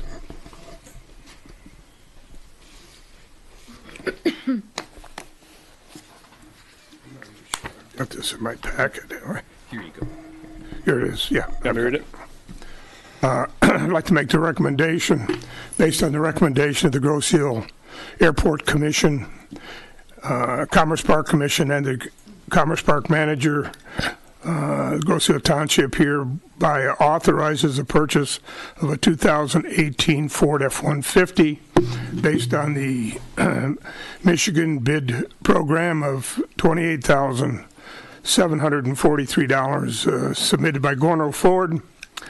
Funds to be stated purchase comes from retained earnings. Mike, you got anything you want to add on that? Support. Oh, thank you. Okay, moved by Treasurer Van Oss and seconded by Trustee Budney. Proceed, Mr. Duker, Thank please. you, Mr. Supervisor. As several of you know, we went through the budget the last couple of weeks. This was a proposed capital improvement for our 18-19 year. As you are aware, it's a capital-intensive year for us, so we're going to be going into our retained earnings, trying to minimize that on paper. Our budget this year is ending up with a fair amount of surplus, between $30,000 and $40,000. So this is an expense I think I'd like to get out of the way this year, if it's okay with the board. The commission felt that way as well. It's going to replace our current truck, which is a 2006 F-250. And talking with the employees, we purchased a used Sterling dump truck to replace our primary plow truck that was very dated a few years ago. That has relieved a lot of pressure on our other vehicles for snow removal. With that, talking to our staff, we don't feel we need an F-250 anymore for normal daily operations on the airport. The one request the employee did have is to get an extended cab 150. We carry a lot of tools with us on board, stuff we don't want to leave laying out in the bed for our fuel sampling, things that can't get wet. So that was kind of our compromise on this. It's a very basic work truck, municipal lighting package. You'll see the full package we put together on the second page, but it's pretty much four-wheel drive, extended cab. The only option we added on there were power windows and door locks. So that's it. I mean, a very basic work truck for the airport. It's going to replace it. 2006 will go be our, for our summer employees to drive around. Our current summer employee one is a Ram 1500 that's rusted out, dated, the transmission's gone in it. Yep. It's far beyond its lifespan. We've gotten our money's worth out of it. You'll see the last page of this action item is a current breakdown of our vehicle inventory there at the airport. So it's a 99 Dodge pickup truck that we used to use for plowing and salting, so it's got a lot of corrosion on it. That one we'll probably scrap, or we'll put into our auction and get the highest bid we can for it, and probably go to the scrapyard for parts. So we'll slide that one out of our inventory. The 2006 will slide down for the summer help, and then this will be our new main employee's vehicle. Questions for Mr. Duker? Thank you. We've got the truck we need, and you've done your research. So with that, those in favor of approving, based on the recommendation of the Airport Commerce Park Manager and the Commission, that the board authorize the purchase of a 2018 Ford F-150 based on the My Deal bid of a $28,734 submitted by Gorno Ford, coming from retained earnings. Those in favor, please signify by saying aye. Aye. Opposed? None offered? Nay. Oh, I'm sorry, a nay? Okay. Let's put Trustee Malvesto as a nay. Moving along. Okay, thank you, Mr. Duker. All right, now the recently added action item 7 for the Rec Commission. Proposed motion to approve the appointment of Kevin Naso, term 2018 through 2019. Kyle Alexander Dibosay. That's like Francais. Very good. That's 2018-19. Rich Brower, term 2018 to 2021. Brandon Antosh, term 2018 through 2021. And Wendy Kearney, term 2008-21. So there are 5 new people on the Rec Commission. This time I'd also like, and I don't want to steal Kim's thunder here, but I'd like to thank the outgoing commissioners that did a wonderful job for us for a long time, that being Walt Ketcher, Ann Hager Art Magrum, and Leah Shelty, who will be leaving the commission. But thank you very much for all your years of wonderful service. And I probably didn't get a second. Did we not do second? I'll second it. There. Okay, so we have a move by Trustee Nelson, seconded by Supervisor. Could you stand up? Could you please? I'm tickled to see. I'm familiar with a lot of these faces. 3 or 4 of them are here. And who isn't here? So Kyle, which one is it? Kim, you're the social chairman. Go ahead and introduce our new members. This evening tonight we have Kyle Deepasad in the corner. Kyle, just raise your hand. Did I say it right? I'm close. Yeah. I'm close. Yeah. Rich Brower in the back, Wendy Kearney, and Brandon Antosh. So Kevin Naso is not able to be here this evening. He had a work commitment. He's on a plane right now. So I am standing here with 4 of the new members, very excited to have them on board. We did have interviews. We had 9 applicants that applied for CRC. We interviewed all of them, equally questioned everybody, and we were able to select 5 out of the 9. So, and it was unanimous on our committee. Jim was there, and some of our current commissioners were there. So I am pleased and proud to bring these 5 on board, and very pleased for our remaining commissioners that are still with us, Greg Meyering, Dr. Helena Woodward, and also Ethel Yopp. So that will put 9 commissioners, full commission in play. So. Excellent. Up. Kim. I have a quick question. And it has to do with Kevin only because he's on the Giza. Mm-hmm. We've in the past we've had some problems where people come on and have an agenda because of another group that they're associated with. I assume that you guys went through that and you're satisfied. As the committee met, we did ask those questions. Mr. Naso is planning to step down in June from that position, and he would like to put his energies towards the entire rec department as opposed to one entity. So he did explain that to us. Mm. Other questions for Ms. O'Farrell before she ducks out of the line of fire? Questions, comments from the board? None offered. Those in favor of approving the just introduced new members to the Recreation Commission, please signify by saying aye. Aye. Opposed? None offered. Welcome aboard, and again, thanks Walt Kasher, thanks Lee Shelke, and thanks Ann for your years of service. Welcome aboard to the new members. Let's keep Rec moving strong. That concludes tonight's action items. We'll step on to the clerk's report. Madam Clerk. Do I hear seat belts being fastened back there? Yes. Ready for a wild ride.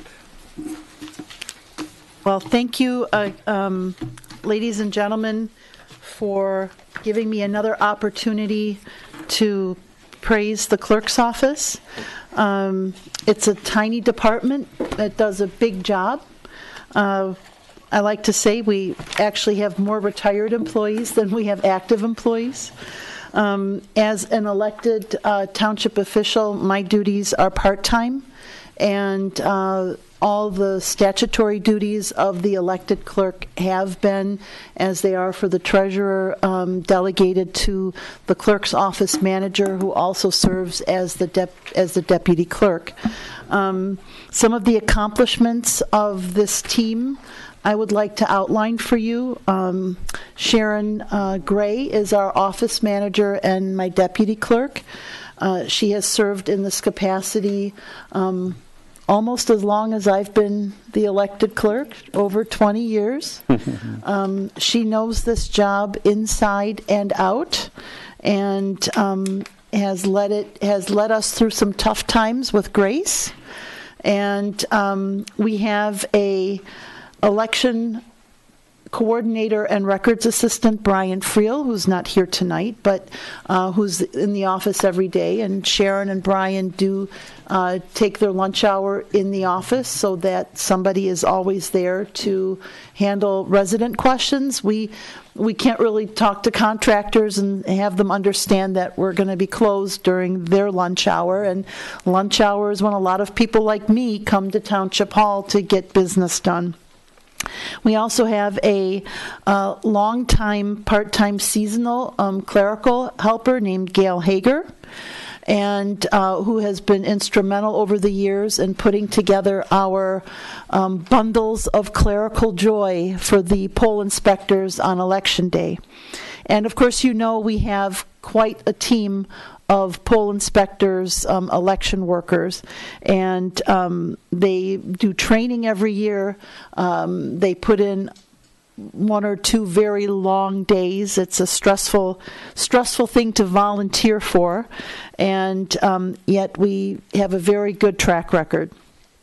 So I'm very, very pleased that the 4 years I wasn't here, that the team continued moving forward under Clerk Ranka, and that I was able to just step right back in. In this last year, Election and Records Assistant Brian Friel successfully completed the second of his 3-year training program by the Michigan Association of Municipal Clerks. We've all done this. It's called the Clerks Institute, and you go for 3 years and you learn the ins and outs of clerking. And it's not just elections, it's not just records, it's quite an extensive, it's accounting, it's budgeting, it's working with contractors, it's working with software, it's communications technologies. There's quite a bit involved in there. And so next year, we hope to have another certified municipal clerk on our staff. We successfully conducted a local special election in November 2017. And also in 2017, we implemented a new state of Michigan mandated optical scan voting equipment. So if you went to the polls in 2017, you noticed that we had new tabulators and new ballots. And then, of course, we had to train everybody in using the new equipment. And given that the average age of our poll inspectors is maybe around 60, that was challenging. But we were also able to recruit a team of high school students who helped work with the electronics, the technology, and created some really interesting friendships during that day as well. Seniors and high school seniors working together to work an election. We have some goals moving forward. We have to replace our outdated poll book computers, and we have to review and modify the township ordinance that's governing peddlers and solicitors. And we also have to update our new resident welcome packet. In the last few weeks, you would have received something in the mail regarding signing up for our permanent registered voter list, and as a result of that letter, I think our permanent AV voter list has swelled, and I have the paper in front of me but can't find it, but I think we're close to 2,000, which is impressive. We have also realized through census information that we do have a fairly older voting population, and that most of our voters are actually over 40, between 40 and 65 years of age, and a relatively small portion of our voters are under 40, which also tells us something about the makeup of our community. And that's something that we use when we're budgeting for the township and planning programs for the township. One final thing is something that I've been proud of for a long time. Again, we're a service department. We're part of overhead. And yet, quite a few years ago, Deputy Gray went to a seminar and came back with the idea of doing passport. In 2000, oh my God, that's like forever. 2001, doing passport, what do we call it? Passport Acceptance Agency. And again, this year we were able to bring $4,000 into the revenue stream. And so for a clerk's office, that's kind of a big deal. So that's my clerk's report for this year. And thank you for listening. Thank you, Madam Clerk. Treasurer's report, Mr. Treasurer. Thank you, Brian. Just give you a brief overview of my job. Pretty simple. I send everybody a postcard a couple times a year, and I'm very grateful that they return those postcards with a very substantial check in most cases. I am responsible for collecting all debts owed to the township in various tax forms. My department is also responsible for the distribution of those taxes, the majority of which goes to Wayne County. Township gets their share, and school system gets their share, and it's all collected by my department. I am fortunate enough to have the finance director, Ann, working with me. Very knowledgeable young lady, and has done a world of good for the township. Annette Wertsmith is my deputy treasurer, and she would, if you call the township, you probably want to talk to Annette. You don't want to talk to me, because I'll just transfer you over to Annette to get the answers, because that's what she does, and she does an excellent job doing that. All of you have had the opportunity of meeting Andrea Marshall, our new clerk. She came from one of the banking systems here, and she's been a tremendous asset. She knows everybody on the island. She's got a friendly face, a great personality, and I can't thank her enough for her input to the township. And then, of course, we've got Karen Johnson, who handles all of our accounts payable and keeps Mike out of trouble upstairs in the airport. She handles all of his receivables and payables, and she really is the brain power upstairs. No offense, Mike. The biggest issue that we've had in the township over the past, I've been at it for almost 10 years now, and the biggest problem we've had, of course, is revenue and revenue flows. I'm very pleased Dan put this in the annual report, so if you want to read the annual report, but back in 2007-16, the average interest that we earned for an 11-month period was about $34,000. That has now gone up to, in 2018, we're actually $118,000 plus in interest. And I can remember the year I took over, it was $960,000. Now that's a loss in revenue that's no brain power revenue. That's interest for the money we have, because we have a lot of idle funds. We are currently looking into ways of investing our idle funds in a way to collect more taxes, but we would have to adjust our investment portfolio so that we can do that, and all the board would have to agree on that. But there are a number of options that have become available through the state of Michigan and through the government that will allow us to maybe to spread that money around. But we've got to be very cautious, because it's your money, it's your tax money. We certainly don't want to put it under any risk, but we want to collect the most interest we can. And with that, I'll move on to my weekly report. or my monthly report or biweekly report. Seems like I've been coming to meetings every night here. The Treasurer's Office has finished compiling the tax roll data for 2017 and has delivered all the information to Wayne County. As of March 1st, 2018, Grosse Hills Treasurer's Office has collected 96.77% of the total 2017 tax rolls. That complete list and investment list is available on my website. You can see where all of your money is and where it sets in these idle funds and how we disperse those funds. All unpaid 2017 real property tax must now be paid to Wayne County. There's a late penalty with payments to Wayne County can be made online at waynecounty.com.pta. This website has been updated with all the tax information, which includes a 2% penalty that Wayne County charges to get your money. You can also go down to Monroe Street in Detroit if you've got nothing else to do for a day and make the payments down there. I don't suggest that. I would use one of the kiosks or pay online.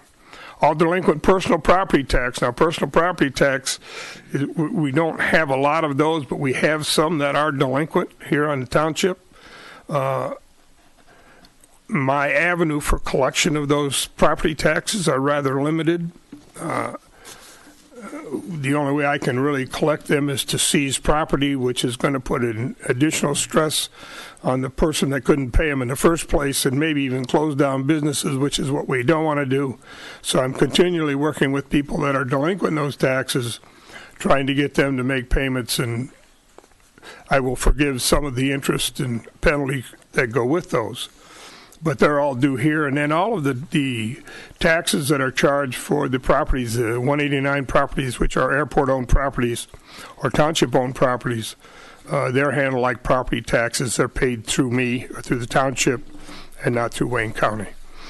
So we have no recourse on those. It's kind of hard to foreclose on your own property. So, and I think that's it. I have nothing else.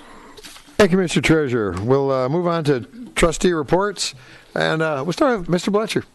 Thank you, Mr. Supervisor. Regarding Open Space Greenways Commission, in terms of the annual report and review, I'm going to be brief, but we are continuing the Dump the Junk program, but we are reducing that from 2 events a year to 1 event. There's also a program in place for improving the maintenance program for the existing trails that we have. And the commission has requested that we work with code enforcement activities to correct encroachment issue on some of the open space properties. We do have some properties where the adjoining landowners have put it to their use. They have done some things that are frankly a trespass, and we're asking that the township step up and send them the appropriate letter, and then if that doesn't work, they can meet Mr. Assorti over in the 33rd District Court. So we are looking forward to some reclamation of what is your land, your property. Regarding the police commission, police department, the last month we have had the following activities, and then I'm going to give a report, again, brief on the annual report, but for the last month we responded to 12 alarms, issued 151 verbal warnings, participated in 30 rescue calls, wrote 36 traffic citations, had 73 911 calls that were responded to, and our animal control officer handled 55 complaints. We had a total of 906 calls coming in last month, and I am pleased to report that to date we have 62 coyotes that are no longer involved in predatory activities on Grosse Hills. And I'm also pleased to report that we have not had a snatch and grab reported to the township's police department in several months now. So we believe we're making a dent in it. It is not over. The program is not done.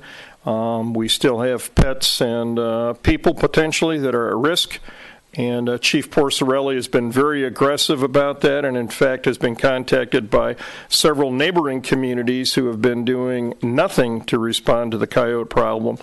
to investigate how his program is working and why we've had the success and been able to reduce numbers. So many communities take a hands-off approach, and that is unfortunate because things are just going to get worse until you step up to the problem. So Chief Porcerelli, you've done not only a great job on the island, but it's recognized downriver too as other communities come forward and want to tap your resources and get your information on that. So on behalf of the commission, we thank you for that, and I think certainly for the Township Board as well. Regarding annual statistics, people think we write a lot of tickets.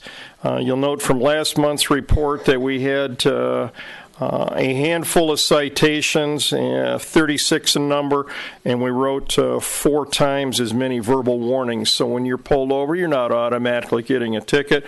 If we've seen you before, you probably should have more concern, but you should be concerned anyway about speeding and taking any of the other inappropriate traffic actions. We're out there. We drive a lot of miles. Last year we drove 190,887 miles on patrol vehicles. That's for approximately 145 roads throughout the community, 145 miles of roads throughout the community. Our Detective Bureau last year handled 137 complaints that required investigation. Police Department made 174 arrests. We issued 1,743 verbal warnings for traffic offenses and handled 12,499 calls for service. In a word, your department is out there meeting the needs of the community. We were, again, the safest community in Michigan. And I would also note that we were the 5th safest in the country, which Chief Porcerelli proudly points out means that there were 45 other states that had more of a problem than we do because of the citizen involvement and all the support the citizens have. And again, to the Township Board and most importantly to the citizens, thank you, thank you, thank you for your support, not just with your millages, but with the calls that you make and the support that you have for our community. And on behalf of the chief and everybody in the department, we thank all of you for what you've done and the support that you've shown. That's my report. Thank you, Mr. Bletcher. Mr. Nelson. I'd like to bring up Recreation Director Kim O'Farrell. She has some announcements for you going forward. She's a busy lady. I don't know how she sleeps at night, but I guess she does. We can get more work out of her.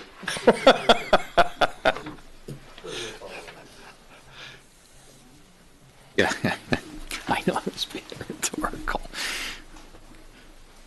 Good evening, Board. I just have I have a long list, but it is getting late, so I'm just going to pull out the, pardon me? That you on the bike? No, that's not me on the bike. It's a person on the bike. I want to introduce, no names mentioned, it's not me on the bike. This will be the cover of the Profile Grow Seal, which will be the new publication for the Parks and Recreation Department.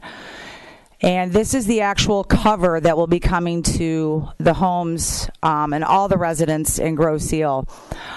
This will have all of our summer programs, everything, Island Fest. We've gotten a lot of calls. When's it coming? When's Channels coming? We are right on schedule. Channels was usually delivered the last week of April, and that's when this publication will also go out. There has also been some calls to our department in reference to another publication, which is Grow Seal Today. There are 2 separate publications that are circulating on the island as of right now. So I just wanted to inform the residents of Grow Seal what Parks and Rec is bringing to your mailbox, and this is what the front cover will look like, which will feature all of our programs and events and so forth. It will also feature a lot of information from our downtown development, police and fire.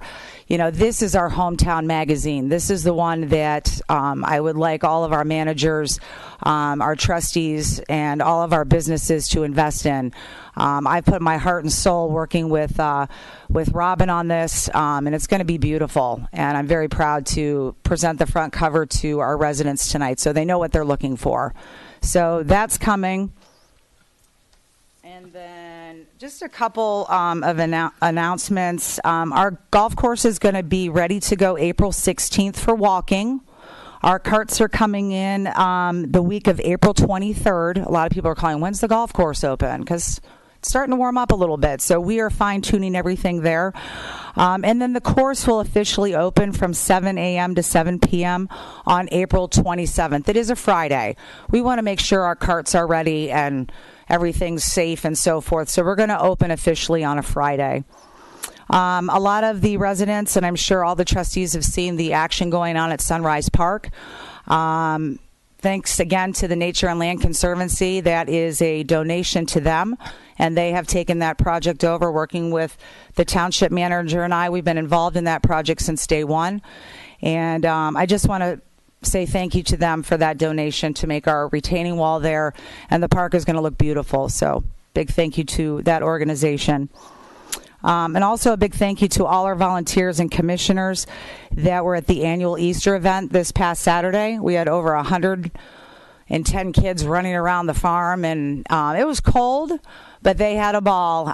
If you want to see some live footage, go to our Facebook page, like our Facebook page, Grosse Ile Recreation. My goal on our Facebook page is to get positive information to our community on parks and recreation. Things that we're doing are fun, exciting. I really want recreation to be viewed in that manner. We're here for a reason, to provide those services. The voters voted on that millage, and I intend to keep that going. That's my job. So follow us on Facebook. That's the number one source. Our numbers are climbing. We're at about 330 likes in about 4 months. So that's a positive thing. The next senior luncheon is May 9th. And that's, again, at Centennial Farm. The last luncheon, we had about 45 seniors. So very nice number, great meal. We are doing everything we can for our seniors. I'm looking into some more bus trips this year. I've had a lot of phone calls about the handicap, the other bus that I think Ms. Boyd put in for as a grant. I did follow up with them, and I have an email response from my contact. It was another transportation van that was able to a little bit more handicap accessible. We are looking to get that in the fall of this year. So I know residents have been calling. I try to let them know this is a long process. When you receive money for a grant and for transportation, this isn't 1, 2, 3, here's a bus. It could take up to 3 years to get that bus.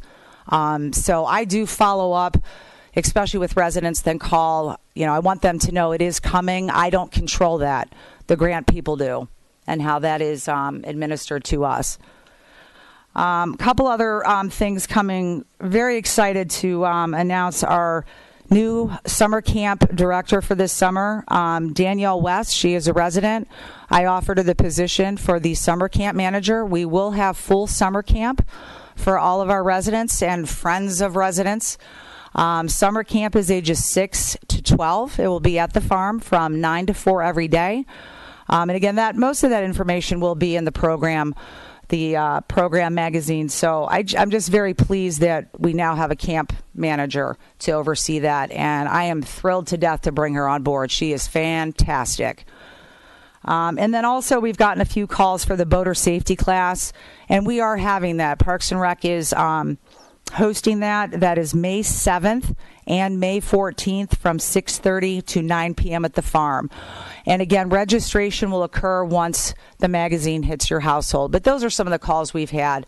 And I'll try to update Facebook and also the website with some of these, big things coming up. So, and that's all I have for tonight. Any questions? Thursday night this week. Guest bartenders. Oh, at Smokies? Yes. Mr. Novak, who is obviously chair of festival and the chair of the CRC, is teaming up with Rotary, John Bergen, and they are doing kind of a fun kickoff for the summer at Smokies Restaurant at 5 o'clock. Chad and John are guest bartenders at Smokies, and the reason they're doing this is, again, positive. All the new commissioners will be there from Festival and CRC, and we invite the town. If you want to come talk to us, come meet us, in a fun environment. And again, we do partner up with Smokies on some of our events, and we do support them and thank them for being part of our team as well. We can't do some of these events without them. So this is a joint effort. We are working with them, and we're excited. So if you want to have a nice meal and meet your CRC, some of the new guys and ladies. I don't know, Wendy took off. But yeah, so that's going to be a fun event for all of us. Festival and CRC, Thursday, 5 o'clock at Smokies. Anything Thanks, else? Kim. Okay, good. Thank you, Mr. Farrell. Okay, moving on. Mr. Budney. Thank you, Brian. I'm the liaison for ZBA, that shadow commission, and for the DPS. I know I promised you last meeting that we were going to have a ZBA meeting tomorrow. Unfortunately, we are not. It has been canceled. So our record for this year right now is one meeting. So I don't have a whole lot to say about ZBA. I guess nobody needs to go outside the ordinance that we set. As far as DPS, I'm going to just say one word: roads. In the near future, we will be presenting to the board a road plan, which will encompass a millage, but we have to do something about our roads. That's all anybody talks about, it seems, is how the roads are deteriorating. They're only going to get fixed one way, and that's if we fix them. So I promise you we will have a plan, and it will be presented. We've been talking about it at every DPS meeting. Our next DPS meeting is April 10th. And I encourage you to come, give us your input. We really would appreciate your input. We actually have had some residents show up and give us some really good input. The plan, whatever we come up with, I will say that it will encompass the whole island. It's not one section or another that's going to get helped. It has to be the whole island. So that's my report. Thank you, Mr. Budney. Mr. Malvesto. Well, I'm the liaison with the BPAC Commission, and there's not a lot of exciting things going on there right now, other than the fact that they're formulating and firming up a plan to do maintenance on all the bike paths and some of the bridges this coming year. Most of these projects are quite expensive. The money will be coming out of the maintenance fund, but we have to be cautious as to what we do and where we do it at. We are surveying the paths themselves, putting together a list of those sections that need to be possibly dug up, replaced, resurfaced, and, of course, the resealing of the bridges to keep them in the shape that they are. So, again, it's not real exciting, but that is taking place. I'm also a liaison with the fire department as well. I'd like to thank Mr. Bletcher, seeing as we are both involved with the public safety of the island here. Carl gave a great detailed explanation of what the police have done over the last, was it the last year, Carl? I didn't get the exact date. Yes, sir. It's quite impressive. It's really unfortunate. Well, let me put it this way: between the police and the fire. Police usually first responders because they're in a road. The police and the fire department work very closely together. I don't know that one can function without the other. They do work that closely. It's unfortunate that in some cases people look at the cost of public safety, but what they are dedicated to doing, and it's dictated upon them what they must have, the resources they must have to do this job, does come with a price. And it's a price that the residents have agreed to by passing millages to support. Anything less than that would be unacceptable. And I feel bad for the people who don't quite see it that way, but hopefully we'll win them over. I don't have the exact numbers that we've made at the fire department has made in the past 3 months, but I think Chief Murdoch, we've got to be pushing a couple hundred. It's hard to keep up with the numbers, and that's in 3 months. That's EMS and fire calls. And when our firemen are called into action, I want you to know that they are well trained and all the equipment they have, whether it's the jaws of life, whether it's fighting fires, whether it's extracting people from apartments and very tight spaces. They are on a continual quest of training, of practicing, so that when they do run across these, whatever comes before them on their calls, they're prepared for it. This is a great group of guys. That's it. Thank you. Thank you, Mr. Malvesto. At this time, Township Attorney, Mr. Sordi, any good? Mr. Riem.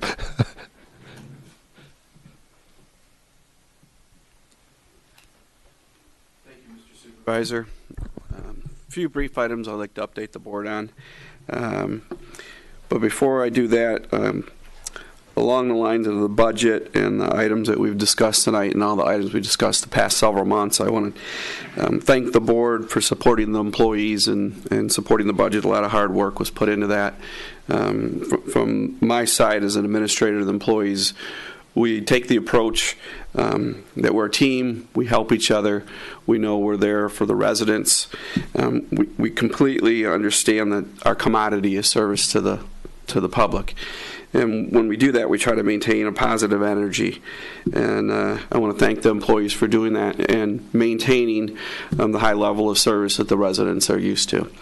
When we started the budget process and we talked about what our goal is, that was one of the items that I had thrown out to the board about maintaining our high level of services.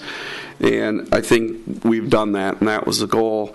And we did that without going into undesignated fund balance.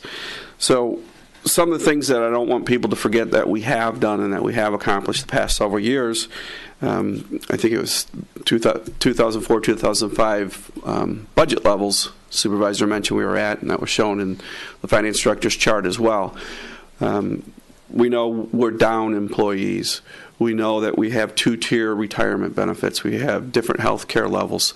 So all those things that we've done over the past several years, and the positions we've not filled, we are roughly saving our budget $750,000 a year because of all those efforts that we've done in the past.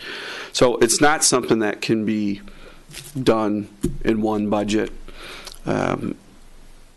We are conscious of those things, and we will continue to look at all those things, look at the big picture, look at the union contracts, look at the long-term liabilities on the retirement side, on the healthcare side, because that's what we have to do. But it all does take time. So I just wanted to share those thoughts and thank the board. It was mentioned the Sunrise Park project on Nature and Land Conservancy. They have an undisclosed donor that provided the funds for that retaining wall. The purpose of the retaining wall is to control erosion and will allow us more area to allow a future access path to the overlook, if you will, at the old railroad trestle. And to remind the board, last year we started putting together a site-specific plan for the park, as well as the layout for all the fields across the street at the airport recreation area. Those are in process still, and there's subcommittees of the commission working on those items. So again, thank you to the Nature and Land Conservancy and the undisclosed donor. McLeod site, still no word. Supervisor mentioned that they expect a spring closing. Still the same. I spoke to Mr. Wagner again, and they're waiting for all of the environmental paperwork and et cetera, et cetera. Exactly what that plan will look like, what the proposal will look like, the timing, the scheduling. As soon as we get that information, we will communicate that to the board and the residents. When we asked what the proposal was under the RFP, the answer was, it's not available. So I think probably because it's subject to change and they're putting it together as we speak because of the EPA, the environmental regulations, and all the tear down requirements. So that will be communicated as soon as possible. And last, I've been working with a gentleman who is a resident at the Gibraltar Bay. You may know him from his past days sitting in the chair where Clerk O'Connor is, Mr. Ranka, a.k.a. Civilian now. He has been working with myself along with another contractor to put together an aquatic weed program for Gibraltar Bay area. In the past, you may remember we've done the mechanical harvesting where we partnered with Gibraltar, Wayne County, borrowed their weed harvester, had volunteers operate it, dump the weeds on the shore, bring the weeds to a dry pile, then burn them. Extremely time-consuming, labor-intensive.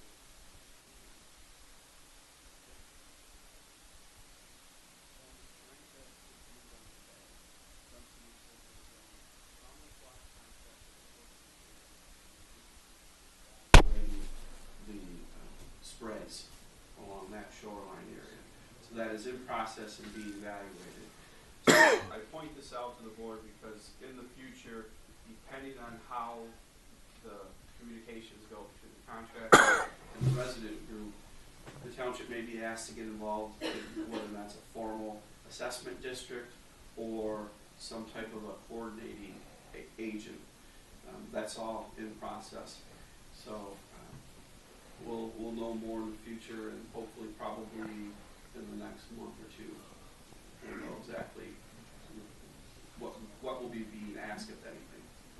So with that, thank you everyone, and I appreciate it. Did you turn your mic off? No, sir? Yeah, because it is not working. That was mine. Oh, well. Okay. Thank you, Mr. Im. All right, down to me once again. I was. You got the annual report. A couple other items I'd like to elaborate on for just take a couple more minutes of your time. When we heard the clerks and the treasurer's report, whether you gleaned it or not, you're seeing some of the structure of what's expected of a general law township. The clerk is responsible for, if nothing else, elections, running the general ledger. The treasurer is responsible for sending out the tax notifications, receiving the taxes, and dispersing the payments. They work the general ledger together, so there are two signatures on every check. My core responsibility is moderating meetings, such as this, and assessment. So this was my opportunity to thank our assessor, our contractor, our consultant, Tim O'Donnell, who is regarded as probably the most reliable, best, most accurate assessor in Wayne County. I think our attorney will, because he's the one who follows him to tax tribunal cases. And Tim is right. Again, he's always right. And he's got Marjorie Gape, my administrative assistant and deputy assessor, she got her certification. She's learning the program. We have a great assessing office. Again, that's one of my core responsibilities, and we can't run the township without it. So it's close to home. It isn't run by Wayne County. It's run right here, and we're just amazingly accurate, probably the most accurate assessing in the state. So you can thank those two, because all I know is what they tell me. But the county says and the state says they're doing it right. So other odds and ends going on. I did attend the Wayne County State of the County address. It was down at the DIA. I don't have much trouble getting my wife to join me down there. But Warren Evans, this year, his speech was far more upbeat than previously. The county is run so much better, at least in my humble opinion. I think it's run much better than I've seen in the past. It's getting better all the time. This year he focused on transportation. He has his ideas of what he'd like to see for transportation opportunities in Wayne County. Unfortunately, they're not particularly shared by Macomb or Oakland. So we'll see where he goes with that. But there is some talk of a county-wide millage. We'll just see what gets presented. Other county operations, the bridge. I don't have the update from the inspection reports. I expect it soon. And if we don't hear by the end of March, which I was originally promised, I'll start renewing some old contacts, see where we're going with that. I'll get the information to you as soon as I get it, as soon as it's releasable. We're all going to know what we're going into with this bridge. It's going to impact all of us to a greater or lesser degree. We have had Wayne County out here regularly filling potholes. Miss Beneteau must know who to call, because if I get a complaint, I'll pass it on to her. I recommend you contact the number at Wayne County. If you don't get a response, you can contact our DPS, and she gets pretty soon there's an orange truck out there. And yes, we'd like to see the roads actually repaired, but in the meantime, the cold patch or hot patch, depending on what time of year, is what's going to prevent your tires and your rims from being destroyed. So they're out here, they're working with us. So give them plenty of room when you see the orange truck. Also, if you see a white or a green truck cutting trees, that's part of the DTE clearing the power lines. So if you want reliable power through the rest of the summer, and more importantly next winter, please give those guys plenty of room. They're cutting. You don't know where those branches are going to go. They don't know where they're going to go. So just give them a wide berth if at all possible. And one final thank you is Sunday, Rock CF held their multi-marathon throughout the island. I got nothing but good reports. So to my island residents, thank you for the courtesy you showed the runners, the guests, for all the workers on it. It was another great success. We're getting famous as a wonderful place for people to come run and bicycle, and I'm real proud of that. And it's because you welcome guests to the island, you give them a lot of room, and you make it a safe event. So thanks for that. Thanks for listening. Thanks for bearing with us through fiscal 17-18, and get ready for 18-19. We're going to be busy. With that concludes probably my talking for the night, but we'll go into public comment. Mr. Clark.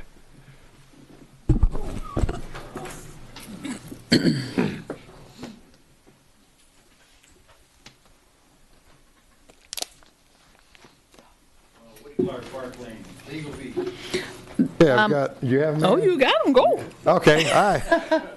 Because this is the beauty of this is we know he's going to ask it, so it's not we don't encourage questions at public comment, but we know he's going to ask it. It's been a tradition. Mr. Assorti, $486 for prosecution and for prosecutions, $486. And then additionally, I guess this would be a legal fee. The required legal publications, the ads that we put out was $540.80. So I guess those both qualify as legal fees. That's it. Oh, one more. Oh, you had more? The Diego for police policies for $500. Daigle Law Group for police policies. They're updating the police policies and procedures. $500. Now, this came out in Detroit News on March 22nd. Taxpayers to foot bill for toxic waste at rivers of refuge. State taxpayers will be on the hook for cleanup of the old barrels holding toxic chemicals as well as contaminated discovery along the Detroit River at the site of the old Chrysler Corporation Trenton Chemical Plant. Contractors will be doing construction for the Detroit River International Wildlife Refuge Welcome Center when they are found that the barrels last year. Refuge includes nearly 6,000 acres along 48 miles of the lower Detroit River western Lake Erie. Now, the Michigan Department of Environmental Quality, along with the Environmental Protection Agency, will be responsible for covering the cost of removing the polluted materials, said Keith Owens, spokesman for Wayne County. The construction project is currently shut down until further findings from the collected samples that can be reported. Wayne County purchased the site in 2002 for $1 million. Mr. Clark, this time it's your turn to speak closer to the mic, please. Okay, it's not on. Okay. All right. That's better. That better? Okay, Wayne County purchased a site in 2002 for $1 million through the Federal Assistant Award. Wayne County officials say that from 1946 to 1990, the property was the site of Chrysler Corporation manufacturing facility. The county was aware of the burial pollutants when it was bought the site. Chrysler had remediated the property based on the requirements of the MDAQ, Owen said. MDAQ will sample the drums once they're removed and determine how properly dispose of them. Our first priority is the health and safety of the patrons that will use the recreation area. The MDAQ will come to reach for comment. Could not be reached for comment. County officials said that the barrels at the site were crumbling. Soil, groundwater tested high for cannabinoid, benzene, phenol, heavy metals. Human exposure to chyrobenzene can cause numbness, muscle spasms, according to the EPA. Short-term exposure to phenol can cause limitation of the eyes and the skin. Chrysler Automobile said it was no responsibility for lingering pollutants. Records indicate that the former Trenton Channels site was deactivated and closed nearly 30 years ago by the dissolved Chrysler Corporation, which donated the property to the National Wildfire Refuge, the Michigan Department of Environmental Quality, approved for the completed environmental remediation conducted at the site. In 2005, report by Chrysler, the German automaker was once owned by Chrysler, highlighted the problems reclaiming the industrial site was turning into a model social project. But it can be done at Demer Chrysler, helped approve in Trenton, Michigan. Said Greg Rose, Senior Engineering. I only got 3 more lines. Today, the 44 acres have been developed into traditional community park with nature trails, educational center, and wildlife reserve with no trace left in the industrial past. The reclamation of the land around the Trenton plant is tribute to the Chrysler commitment to the environment. Staff writers, da-da-da-da-da. What I don't understand is they donated the property, and then we paid $1 million in 2002 for it. What the hell? I read the article, and it needed be fleshed out a lot more. It left left more questions than answers. Yeah, I don't understand how it can be donated, and then when we pay $1 million for it. I just don't understand that. There's something wrong with those two positions. If it's donated, it doesn't cost $1 million. Right. I don't, okay, but that's it. Thank you, Mr. Clark. Further comments, Mr. Heil.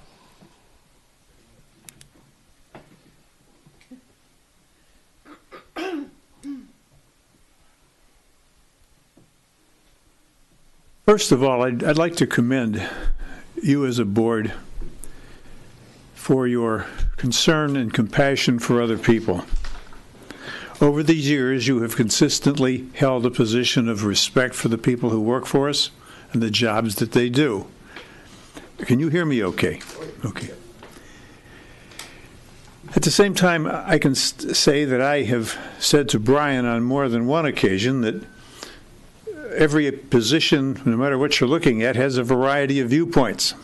I mean, for example, if you and I are looking at each other, you see my face. Kathy behind me sees the back of my head. Sharon sees my ear. The thing is that at the same time that that's the truth, I still say that we have to look at our future and question how rapidly our real tax income is growing compared to what our future liabilities are becoming. I don't have a worry about this year or next year, but down the road, I honestly believe we have a pinch. And I would appreciate more comment and thought about what our future revenues are projected to become and what we can do about growing the revenue that we receive. I'm not talking about growing the tax rate. I'm talking about growing the tax volume, which means, and you saw the pie chart, the vast bulk of the revenue comes from property, and I've said this before. Let's grow the property tax base. Now, we have a serious situation here, and we will ultimately face decisions that are hard to make. I'm not going to discount that for a quarter of an inch. But I'm saying we take some of the land that we now call open space and find a way to use it to bring in additional tax revenues, and that allows other people to share the load of what needs to be done in the future. It's a fact. You have said on several occasions. You don't hear a lot of people standing up here like I am talking about this. But it's also a fact you've managed to gain the attention of the state of Michigan. You can't deny that either. I don't know exactly how many communities, it's 1,300 or 1,500 that we have in the state, but for the circumstance that has triggered the forms that we have received, it's my understanding there are only 7 communities. That's a pretty select bunch of people. So you do have attention being paid to you. I keep going back, when you've heard me say this before, I go to our township website, you have the Munetrics data there for the year 2016. And you were correct, Brian, when you and I talked about it, I claimed it was taxes, but it was expenditures. Our expenditures per capita, that's per resident that lives here, regardless of age or whether they're working or not, was $515, as I recall. That was $355, I believe, higher than the average for townships. And now that was then. Since then, we're finding that we have, for example, responsibility for 145 miles of roads. When we get done with our circle of piping, we still have the feeder pipes that will be requiring attention. They, too, are very old. We have small bridges. We don't know where that money's coming from. I'm not here to spread gloom and doom, but we can't guarantee that we won't have to take a bite out of whatever that bill is. So we have a lot of uncertainty up there to face as well. I don't have answers for that. But I think that if we look at ways of increasing the revenue from other pieces of property that we grow, we will benefit from that. And that's the main point that I want to make. One other one, though, is regarding the pensions and what is happening there. It isn't magic juju that goes on with pension funding. It is a little bit difficult to understand it. But I'm sure that if we applied ourselves, there's somebody in this state who could teach that to us. We're going to have to understand what is going on there if we're going to navigate our future better. If you put somebody at the helm of a ship, a large ocean freighter or a lake freighter, that person that's running that boat has to know what to do about the depth of the water or the height of the ship when they're going under a bridge. They have to know about which way the wind is blowing or what the waves are doing. We have to be able to navigate that course. It can't be impossible, but I'm back to that 1,500 communities and there's only 7 who are signaled as being worthy of examination right now. Those people are learning how to do that. They have troubles like we do with Headley or with whatever the economy is or isn't doing. And I think that what I'm saying is that we've got to look at the way we think and the way we make decisions and deal with reality. And when that's you're 4 minutes into your 3 minutes. I understand. You really don't want to hear this, and we'll let it go. I'm done. Every single day. I bet you didn't want any more. Well, I'll let it go. I'll just a closing comment. I think it was more like how many were there? 370 communities that made the chart, and of the 1,700 and some odd municipal bodies in Michigan, and we made the chart because. And I want you to pay attention to this very closely. We're not required to fund health care. We do not promise to fund health care. But with that being said, because we're not funding health care, we're under scrutiny. Our unrequired health care funding is underfunded, therefore we're under scrutiny. The board could vote and just end health care to our retirees. But because we don't have it funded at the level they think we should have it funded, even though we don't have to fund it, are you following me with this? why even the Mackinac Center says Public Act 202 took a bad situation and made it wasn't exact words, took a bad situation and made it worse. So anyway, it's much deeper than that. Ann and I annoy the heck out of the MERS people trying to get answers from them. We looked at the charts, Bill. Those liabilities are good for that moment in time and that moment only. It's a very moving target, and there's so many moving pieces to it.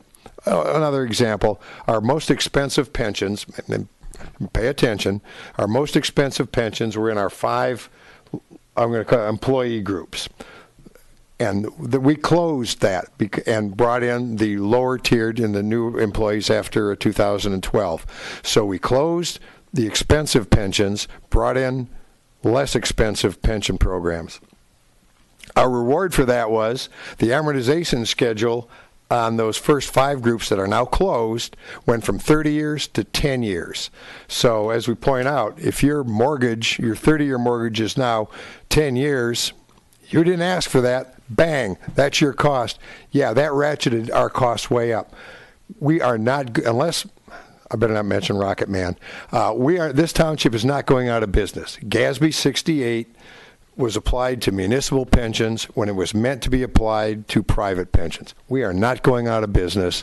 We're not going to file bankruptcy. We're not going to cease to exist and pay out our obligations. It's just a bad idea to put the GASB 68 constraints on public pensions. That's why it was the GASB 68 recommendation to ratchet those amortization schedules down so that private pension people would not be get the rug pulled out from them, kicked into the PBGC. We're looking at this closely. We're looking at ways to make it more transparent, less costly, but we're not in any danger of going into default. We are in no danger. I can't put this any clearer. We are in no danger of defaulting on our pensions or our health care liabilities or our employee payrolls. I look at these numbers every day. I beat Ann up every day. She still lets me come in. She still gets out the documents for me. And then together we sit there and we call people at MERS and people at the state. We'll get it. We're taking care of our financial responsibilities. And it's just getting a little tedious, I'm sorry, answering the same questions over and over again. I'm sorry. Sorry if I'm getting a little dismal about this, but it's been a rough couple of months. With that, Mrs. Walker. Something upbeat, please. Oh. Actually, I'm going to be cheerful in the beginning. Anyways, there are 2 things I want to talk about. Obviously, We Kayak, which starts May 29th, and I wanted to share with everybody, I had a private discussion with Congressman Dingell, and I thought that was kind of fun for our little group, and very supportive of us, extraordinarily supportive of We Kayak and everything going on. It was a fundraiser the other day for his wife, Mrs. Dingell, who is now our Congresswoman. So that was very exciting, and he's very enthusiastic and all very supportive. Now we move on. I went to, I think, every one of your study sessions for the budget. And what you had for 3 years running, you were dipping into the general fund resources, is my understanding. Correct me if I'm wrong. And it was about $700,000 or something, rough and dirty. This year you're saying you have a balanced budget. I don't know, call me crazy. Income, expense. That's a balanced budget. My understanding from being in these meetings, correct me if I'm wrong, you were taking money from the DPS reserves. You're not taking money from any reserves. From any reserves. There is no money being taken out of reserves. Not out of the fire. No money is being taken from reserves. No money. Well, it's pretty clear, but my understanding when I was in those meetings, it was reserves. You were mistaken. Okay. If I'm mistaken, I'm mistaken. But it just seemed very odd because I know you increased it to 4%, the administration, to come up with some. You had an increase in state funding. And my understanding, and there were other people in the room, and I will talk to them, who were not on the board, who said it was from reserves. So if it's not... It's from this year's resource, this year's income. This year's income for reserves? No. Okay. This year's income. What isn't used goes into reserves at the end of this year. All right. At the end of this year, not the beginning. I was pretty convinced every time I heard the same thing. Fine. I will look at the numbers when they come out. Secondly, about the cost of living. Go ahead. Yeah, cost of living is a wonderful thing, but it's not sustainable. That's why a lot of companies have gotten rid of it. I think it's great if you can afford things like that. I think a lot of things are great, but I don't think we can afford it. That's my personal opinion. I see in the past you haven't had cost of living, and now suddenly you are. And I was wondering if this was something that you guys always wanted, why did you change your There were only 2 or 3 years in the budgets I've been here where I know there was like a 3-year pan. There was none. The inflation rate was 0, and the COLA was correspondingly 0. I did the COLAs at the time for the yacht club, and there was no 3-year period of 0. I know. I'm just saying, now it seems like every year you're going in for a cost of living. It's disappointing to me. It's disappointing because I do see problems coming, as does other people. Maybe I'm wrong, but when you can't afford something, you don't spend it. That's kind of the way I've always lived. If I can't afford something, I hold back. And it just seems to me we are not, you keep hearing about, oh, down the road everything will be fine. And I was truly disappointed when Trustee Nelson asked if you could quantify what those raises were. I would think a CPA could quantify that and just give a lowball best guesstimate. That could be done, and it wasn't done. And I thought that would have been a really good, yeah, you should have that. That's for right now. I'm saying quantify it for until retirement. That can be done. That would be extremely speculative. Everything is speculative when you're budgeting. So is actuarial things. It's speculative. They're doing their best guess. It would have been appreciated. Again, my final comment is I'm very disappointed in this budget. Thank you. Thank you, Mrs. Walker. Who else wants to get on the gloom train? I'm sorry. Anybody? Public comment? As we close out fiscal 17-18, thanks for coming tonight. I'll entertain a motion to adjourn. So moved. So moved. Moved by Treasurer, second by Trustee Budney. Those in favor signify by saying aye. Aye. I'll call the meeting closed at 26 past. April 1st, we start 2018-19 budget year.